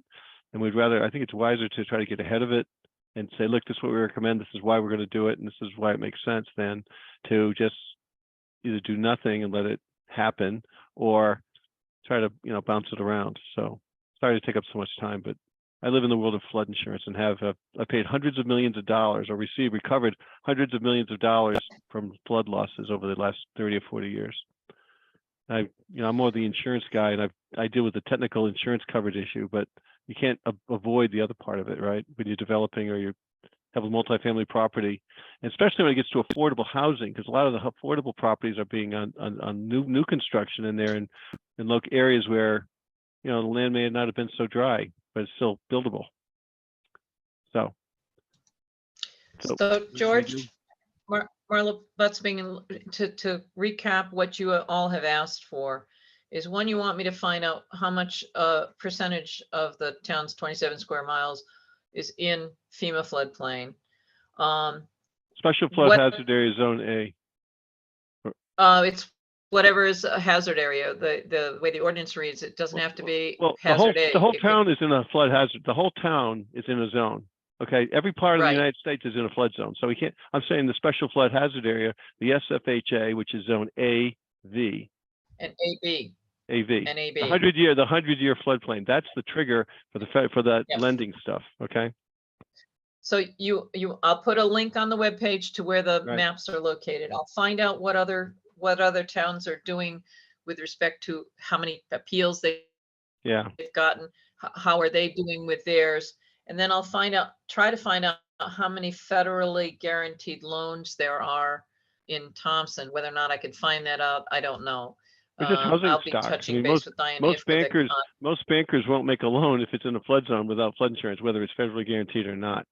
Because you look pretty dumb if everyone else bought flood insurance and you didn't, and then your property got flooded, right? So how many But that's only housing if you need, units? What? that's only if you need a mortgage. If you don't need a mortgage and you pay cash, then you don't have to get flood insurance. That's Yeah, correct. cash. Yeah, but Diane, do you see a lot of cash only deals? Yeah, well, we see a fair share. Okay, well, you deal with it too as in the real estate side, but you know, it's something you can't overlook, right? So I guess how many housing units are there that could be affected? And then if you have the other piece of how many federally guaranteed loans, that's gonna be kind of tough, but maybe you can get it. Well, I mean, I think if you take the broad spectrum of how many housing units, Yeah, not to say that's a that good- all of them have mortgages on them, but right. that's your top number. Yeah, that's what I'm looking at, housing units. All right, and what else? All right, so I Other will towns? communicate this, whatever information that I get, I will communicate via email before the next meeting. So Great. that when we come to the next meeting, you'd be able to make a more informed decision as to what you want to do on this ordinance. Yeah, we don't have much time either. I'll do the given best. I timeframes. can. Yeah. No, no. How come all of a sudden it's an issue? Did it languished elsewhere or just now coming to our desk or? I think it's only coming to the drop dead date. And up Right. until now, Diane Ivkovic had provided information back in March. It wasn't, I think, until Amy received the email, the letter from FEMA, that she started reaching out and saying, what's going on with this? Okay. That's on a Zoom page 151. And that was back in, well, that's in June she got a letter, but Diane Ivkovic had communicated back on March 27th. She provided her review comments. So Okay. there had been some time, but nobody realized what the import would have been. Okay, so Right. we can always get requalify, become a qualified community, but that you have to go back through the whole process again. All right. I don't know. You really want to do that? My house is outside of the 100-year floodplain. I had it removed using a LOMA, letter of map. Mhm. So I'm not, yeah, I've been playing with flood zones for a long time. Okay, so moving on to the next item, let's get in here. Other pages. All right, other business. North Coverdale Pond Dam status concerns. Okay, what page are you on? Because I'm scrolling down through 178, my copy. 179, 173. No, 170, yeah. Okay, so, all right, homes. North Grosvenor Pond Dam on May 31st of this year. A Teams meeting was held on North Grosvenor Pond Dam between DEP staff from the Dam Owners Engineering firm GSA, myself, the direct plan, Tira Pengizik, and Michael Lacamelli, who is representing the owner of the dam, which is an LLC. I've been dealing with this dam since about 2014, 2015, nudging DEP. This is a high hazard dam. There are only 3 high hazard dams in town. One is Aquatic Reservoir and Dike that's owned by the state. The other is West Thompson Dam, the West Lake, that's a Army Corps flood control dam. And then there's this one, North Grosvenor Pond Dam. This dam has been determined to be in an unsafe condition since at least 2015, and possibly before that. So I've been owned by Wyndham North LLC, which was a LLC owned by Putnam Bank, which was subsequently owned by Centerville Bank. Centerville Bank acquired the dam through foreclosure from the prior developer who went bankrupt. And then Centerville Bank attempted to carve off the dam from the rest of the land, but that would have been an illegal subdivision. So when they transferred the land to the LLC, it all came as one piece. And I kept contacting DEP to find out what they were doing on the dam. And that's what ultimately, in the last year or so, there's been more discussions about putting the dam in a safe condition. And that's what this meeting on May 31st was, because they had submitted back in September, the engineering firm had submitted a hydraulic and hydrologic modeling and incremental damage assessment of the dam. It was during that meeting that I asked for and was subsequently sent DEP's most recently approved emergency action plan. Now that action plan is the one that you see starting on page, a piece of it starting on page 173. The plan sets forth contexts and actions that are needed to occur when the National Weather Service issues a flood warning for the French River. A quick review of the EAP revealed contact information was incorrect with respect to the owner, the engineer, the Providence and Worcester Railroad, the Thompson Public Works Director, and I recommended DEP to review the emergency action plan and require it to be updated based upon current conditions. I also contacted the Providence and Worcester Railroad, which is now owned by the Genesee and Wyoming Railroad Company, and obtained emergency contact information. And I forwarded that information to all the parties involved for reference. And then I'm continuing to push the issue to get the dam in a safe condition. Part of the approved and out of date emergency action plan was found this information about the inundation areas. Just wanted to give you a sense of what is the extent of potential damage should the dam breach during what they call the half PMF. The PMF is is defined as, according to the U.S. Federal Energy and Regulatory Commission, the probable maximum flood. That's a theoretically the largest flood resulting from a combination of the most severe meteorological and hydrologic conditions that could possibly occur in a given area. So the dam safety emergency action plan calls for the half PMF. Now that's probably bigger than a 500-year flood. And the FEMA maps only typically go to the 100-year. They might show the 500-year, but in any case, there are many buildings during the half PMF that would be underwater.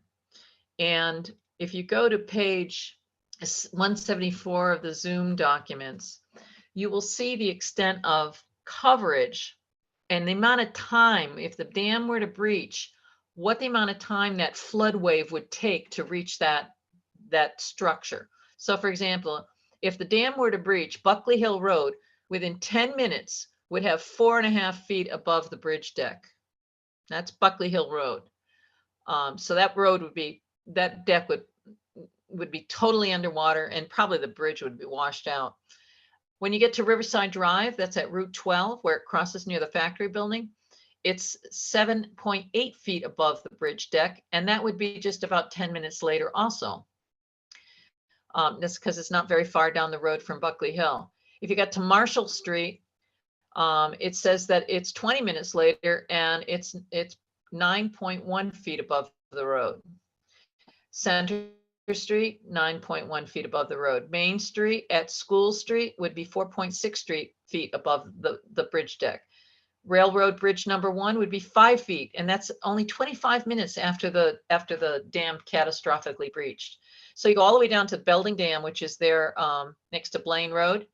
That would be almost 7 feet above the spillway, and it would reach there in an hour. It would take about an hour for the flood wave to reach there.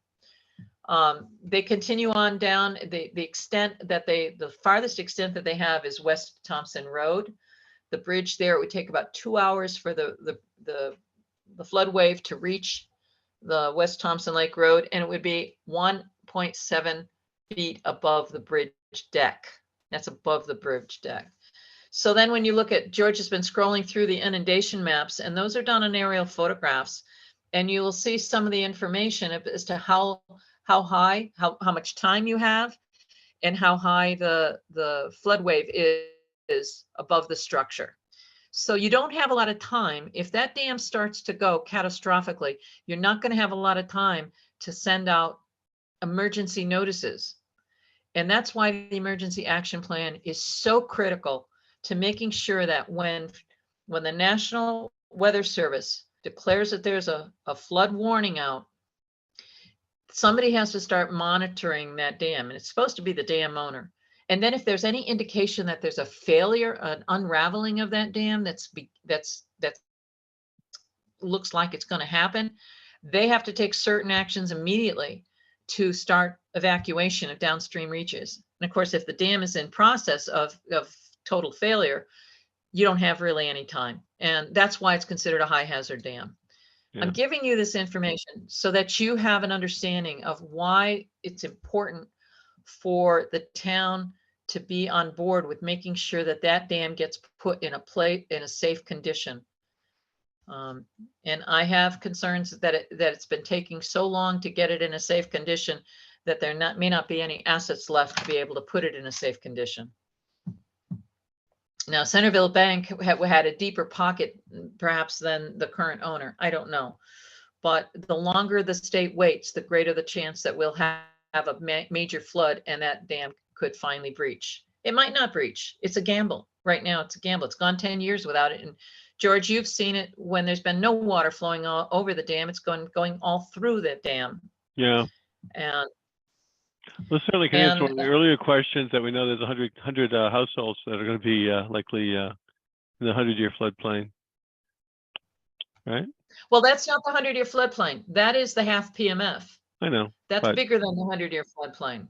Right. Well, at least 100. I'm saying is look at the structures. Now the whole mill is in there, but interestingly, the Yep. town hall is out. Or Mhm. yeah, the post office and the bank are in, but the town hall is outside of it, which I find interesting. But all right, great. So you got the 'Cause it's a study. little- What do we have Yep. to do with this? Nothing other than be aware that if a flood is, if the National Weather Service declares a flood warning, got to stay tuned about what's going to happen in the center town, and don't go down along Route 12 because you keep yourself away from there. Okay, If you Commissioner can. Overt, I think you have a question. Yes, doesn't this tie in exactly with what we were just talking about, the FEMA things? So, That's what I put them yeah. together. That's what I suggested, and this is probably a little bit greater than. This is only one part. There's probably more. There are more special flood hazard areas. There's more zone A's, not just here. You've got the other two dams which would have some, and there are other areas that could be inundated. Right, 100-year Yeah, floodplain. but this would be the most catastrophic Yeah. opportunity. It's probably the most dramatic infrastructure. So yeah, it's related. That's what I was suggesting. But this is greater. It's probably greater than 100-year. But and some of those are what they call Zone X, shaded, meaning they aren't 100-year floodplains because of the dam.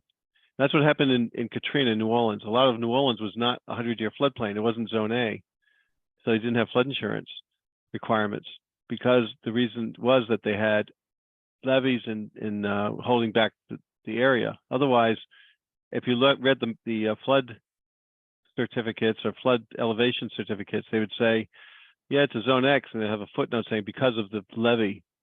So it's one of these things, right? So when it's a challenge. So that gives you a good idea of the infrastructure that could be impacted by the 100-year floodplain. Not to say it's all, maybe it's less than that, but something in that magnitude, 100 homes and the lives associated with them too. So that's the other thing. So from an inland wetlands and watercourses inland wetlands standpoint, is there any action required by us on this, Marla? Just be aware that this is an issue that is going to keep coming up until they get that dam in a safe condition. Just to be so aware of it. Charlie, you have a question? Yes, I would like to agree that we would like to see this dam restored to a safe condition. And if we need to go officially on the record, we should. Is that a question is that a zoning question? I keep wondering, is it wetlands? Is it zoning? Is it all both? Is it building? It's a town question. I think it's all Well, tied in. let me give you a suggestion. Right now, the dam is in the hands of an LLC. And the LLC I have no idea what their assets are, but they do own the land around the water body. That there's been proposals being suggested for developing that land that was originally the subdivision. If it gets subdivided before the dam gets repaired and the dam gets carved away from the rest of the land, what assets will be there to repair the dam? That's why I'm concerned. Because if there's no assets to repair the dam, then the dam's not going to get repaired unless DEP issues an order and orders it repaired. And if they do it too late and there's no assets left, then that order basically sits there and runs its wheels until the dam starts to fail, and then DEP can step in and put the dam in a safe condition. And I will tell you, when DEP puts a dam in a safe condition, it lowers the risk by lowering the spillway. They can't lower the spillway. They can't remove the dam because there's contaminated sediments in the bottom of the pond. They know that, but they certainly can reduce the elevation of the spillway to the extent that a large portion of this 1 mile long impoundment, because it goes all the way up to Langer's Pond Dam up near Wilsonville Road, it could significantly reduce the impounded area, which would affect the land next door to it, which is this land that's going to be subject to development to the west of French River. So Okay. it's something that planning and zoning should become made aware of, that there's that concern too. Are they aware of this report and everything? Not that I'm aware of, they're not involved. So one of the things that I have suggested to Tira that she start to initiate biweekly staff meetings between the staff in the land use, that would be conservation, zoning, wetlands, and her, to talk about things that are coming before the commissions, because I'm finding there hasn't been the best coordination. They will get applications that come in that I don't know about until it gets on their agenda. They didn't know about the storage facility that we had off of Reardon Road. Tira came up when she got a copy of the Conservation Commission's comments and said, "What is this? Is this the Main Street storage?" Sure. You know, and he said, "No, you need to start having coordination meetings, because things are going on that one office knows about, What the about other office emergency doesn't." management? Don't we have emergency management? Or Yes. the person just left. Wouldn't this fall into, this seems like emergency management is the primary It is. disaster is. In recovery, disaster fact- planning. I mean, are they working on this? Are they aware of it? No, they put out a book about 7-8 years ago for emergency plan, and I have that. It's about 3.5, 4 inches thick, and there was nothing in there about any emergency action plans for any dam. They didn't have any information on any of the Maybe we dams should in just that book. submit this to Winnie and let him put it on the radio and let him, crank it up a bit. I mean, Secretary or some other news media. I mean, this is emergent. This is a potential life safety issue, which would seem to be falling under emergency management. And 100 homes could be inundated. That seems like a major issue. Well, it is, and one of the problems is that DEP's dam safety is understaffed, so they don't have the time to get to these things. But who's obligated to tell? This is not the first. Who's this sent to? This is sent to the town hall or us? Oh, the emergency action plan? It's a The 6. DEP is the one who has it. Yeah, they're not required to send it to the town. I asked for it because I knew it Oh. existed. So this could 'Cause happen. I know- People don't I know. know- Yeah. Right, Right. exactly.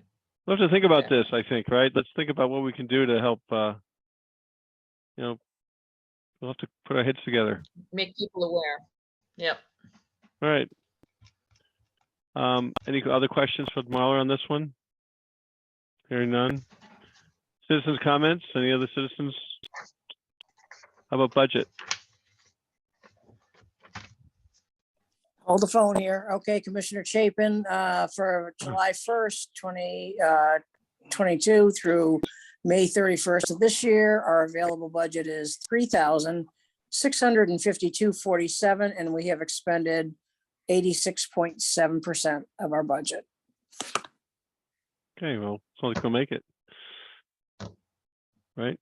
Another month, we'll come in under. Wetlands agent report. All right, well, I continue to work on the drafting of the inland wetlands regulations revisions as time allows. There hasn't been a lot of time lately because every time it's getting up to a meeting, it's a lot of work to do that. And there's been no progress made on the pre-1990 file destruction. Regarding that, what I reported on last month, the 128 Elmwood Hill Road, that was the zoning variance application 23-03 for a 2-lot subdivision by a Scott Santier. Well, on May 22nd, I met with the property owner, Scott Santier. He came to the office regarding the possible wetlands on his property. And I advised him to have a qualified soil scientist to inspect the property and give him an idea where the wetlands, if any, were located on the property, to give him an idea as to what kind of options exist. And I emailed him my memo that I sent to the Planning and Zoning Commission, excuse me, the Zoning Board of Appeals on his information. He walked away happy, I think. He wasn't upset. Under inspections and follow-up actions, complaint 2023-01, that was 10 Stalwicki Road, where there was work going on along Pompeo Road. On May 16th, 2023, I inspected the shoulder of Passay Road and found that the grading of the shoulder was done, and agreed that during the May 1st, 23 on-site inspection with Public Works Director and the property owner, Robert Kopax, the work has been completed, and the complaint file has been closed. I got a new complaint, 2303, that's 181 Linehouse Road. That is Carol Mead's property. Following a complaint of earth moving by a neighbor, I met with her, Carol Mead, and inspected the northern portions of her property of 181 Linehouse Road that abuts 193 Linehouse Road. I did not find any earth moving activities, but I did find that Ms. Mead had used a tractor to clear the undergrowth of vines, small shrubs, and fallen branches. The area had already been seeded. I didn't find any violations, and I closed the complaint.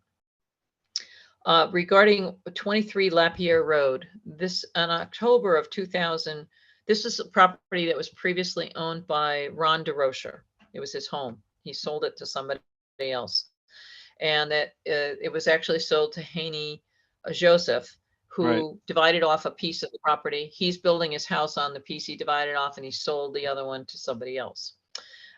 In October of 2022, a building permit was applied for a detached garage on the property that was the existing, formerly the home of Ron DeRocher, now owned by somebody else. And as part of my interagency review, I requested a locus map for the garage. And given that I had wetlands delineated on and mapped for the property, I requested that the building permit be placed on hold pending receipt of the locus map for the garage.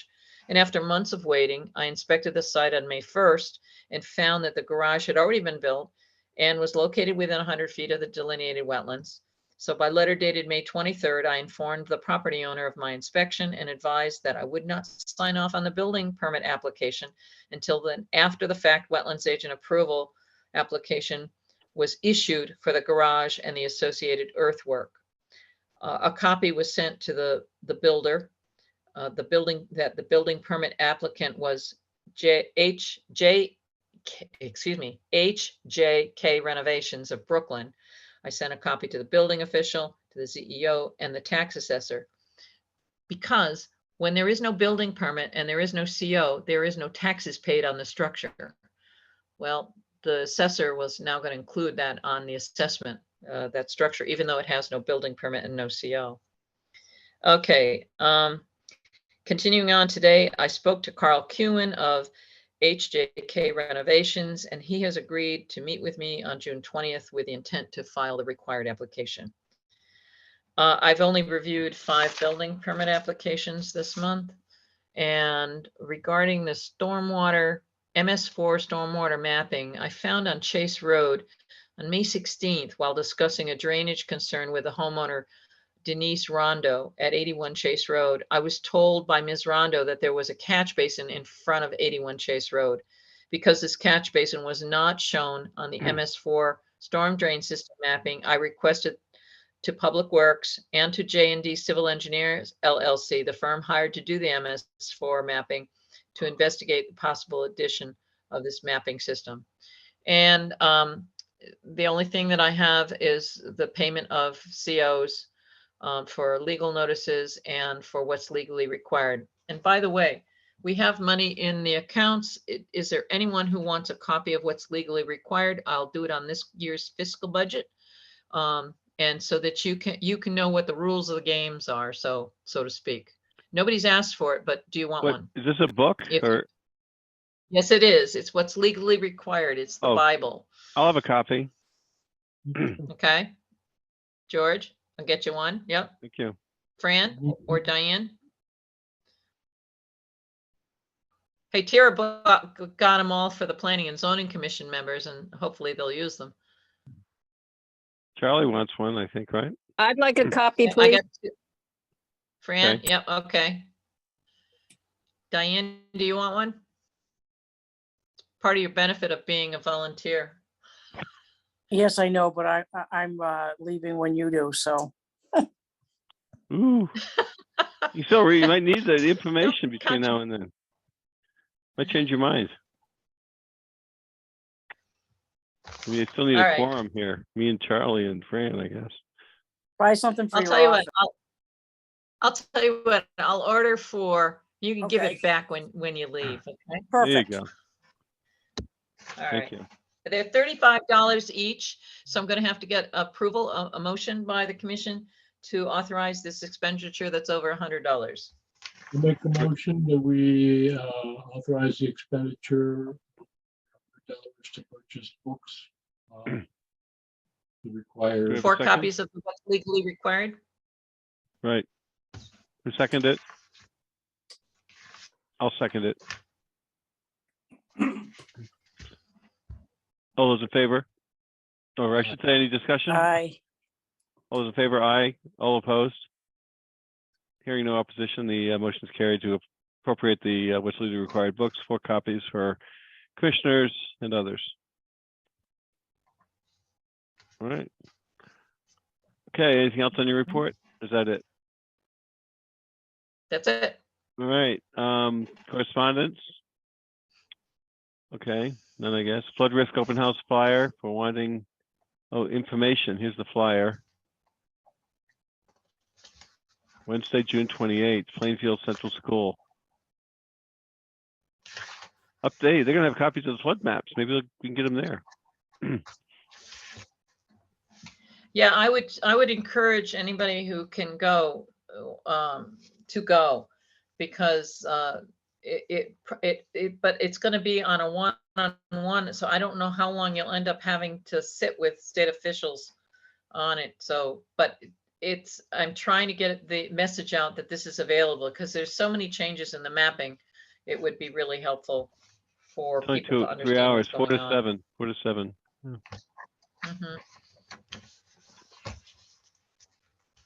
Great. Agenda item L, signing of Mylars, Hillside Townhomes, prepared for Lovely Construction LLC, Riverside Drive, Hazard Road, Thompson, Connecticut, prepared by J&D Civil Engineers, dated January 31st, 2023, Stage 1, 2, 4, 6, 7, 8, 10, revised 5/1/23, Sheet 5, revised 3/28, Sheet 11, revised 3/2/23, approved by Wetlands Permit, IWA 32002. Okay. Okay, George, I've reviewed the Mylars received from Jason LaValle's Hillside Townhomes and Yeah. found that all the sheets containing the hiking trail have been revised to show the hiking trail located away from the stormwater basin embankment as required by the Inland Wetlands Commission decision on application IWA 23002 last month. No other revisions were found to those plans referenced in the approved permit drawing. So the Mylars that are sitting on my desk awaiting a signature by George are compliant with the approval that was granted by the commission last month and should be signed. Okay, and Commissioner Chapin, I just have a question. Is there no sheet 9? There was no change. No. Sheet Okay. 9, let's see, what did I have on sheet 9? Hold on. 1, 2, 4, It's 6, just the way 7, my 8, mind works. and 10. No, and no, 11. no, Well, you're right. Were there no revisions? I assumed there were no revisions on. No sheet nine. revisions. That was Okay, only perfect. dated January 31st. Right, Okay, thank you. Yeah, that's why. That's what it was. Yep. okay. Do we have to do anything on that? We can keep going here. Well, Comments George, by- you just have to sign it. If they find it acceptable, you have to come into the office and Right. put your, or I can Do bring it do to your we home don't and- need to vote on this though, right? Unless there's No. some objection, right? I'll have to come in and sign them. Yep. Soon. Okay, comments by commissioners. I have one that, Commissioner Obert. is that a surprise? Commissioner Obert has a comment. Well, it's good, comments. The Conservation Commission made some recommendations regarding the property on Reardon Road. Reardon Road, yeah. Yes. the storage Um, facility.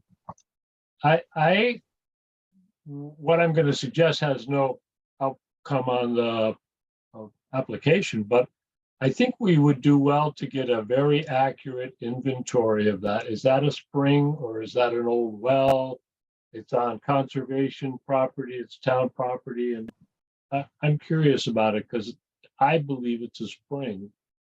And I think that I wouldn't advertise it, but if people found out about it, they might want to know. Well, it's still private I can property. ask Dan to do research on it. It's a conservation easement. It's deeded over to the town Okay. and it has access to Reardon Road. So just. I'm Charlie, curious. you could send an email to Dan.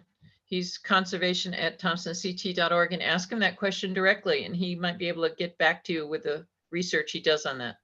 Okay, thanks. All right. Any other commissioners' comments? Okay. Commissioner go ahead. Chapin. Commissioner Chapin, Chapin? I'm just gonna say, I'm with you on going to Winnie or doing something, because the fact that that dam is in such poor state and no one seems to be acting on it, and if we're waiting for a state agency to act on it, Yeah. people will be dead before that happens. So I don't know that we have any power over, but I'd be open to suggestions of if there is indeed anything we can do to help force that issue, that dam be rectified. Yeah. Winnie and other outlets, I think we should reach out and say to the editors and say, do you have anybody that's working on dam safety? So something like this might be best to first, I think those are the things that was my thought, right? But I'm wondering, maybe we do the, the sub rosa approach first and say, talk to those folks to see if they can do it. I'm very Doesn't interested. DEP have any clout on this? What? Doesn't DEP have any clout? Have no Yes, budget. they Don't need a they budget for do. clout. Technically, they do, but nobody that's currently employed in DEP dam safety has any experience in issuing unilateral orders. And Well, and- Isn't that sad? Well, maybe Yeah. they need to get some training. Right, here's Or an hire opportunity to someone learn. Hire somebody to do it. This Did we has been, talk to them? this has been going on for as long as I can remember. The seepage in that dam. And if it did have a catastrophic failure, there'd be more lawsuits than you can imagine. Yeah. Well, it's all documented, so it's not like, oh, this could have happened. Well, someone did the study, so let's get it. Yeah, Maybe get it's it out there. inevitable, but I mean, I don't know. So- It's not responsible. So on September 25th, 2022, there was a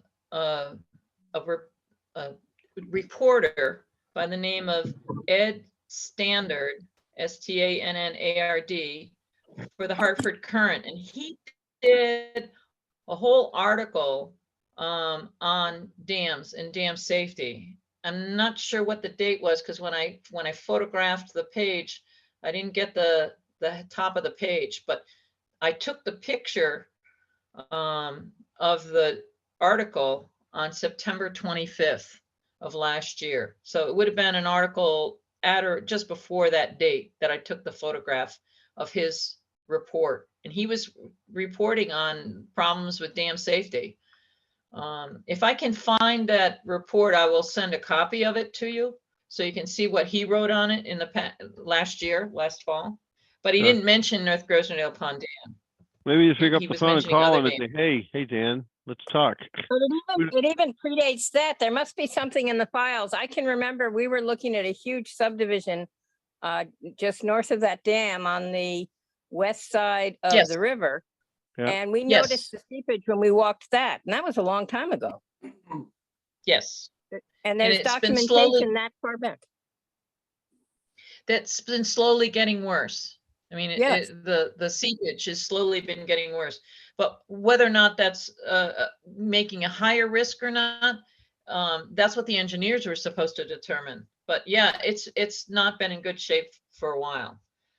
I'll see if I can locate that news article that I took pictures of on my phone, and I'll send them to you. So at least you know what the background was. Because I don't have it in clear copy. Anyways, Okay. Great. All right. Well, thank you everyone for all the hard work, and last 2.5 hours, we've been working on the challenges for the town. I think we've made some progress on a number of areas, especially the gray property, which is a plus. And unless there's other comments, we should entertain a motion for adjournment. I'll make that motion. And we have a second? Okay, I'll second it. Commissioner Chapin. Okay, you second it, George. I second it. All those in favor? Aye. Opposed? Hearing no opposition, the meeting is adjourned at 9:32 p.m. Thank you, Gloria. And I've got to find the off button on this thing, so let me just stop sharing. stop find it. recording. Let me find the stop recording button. You said oh, there it is up here. Let's say recording. Pause recording. Adios. Recording. Doesn't want to. Where's the stop button? Last time I had a stop button. I can pause it.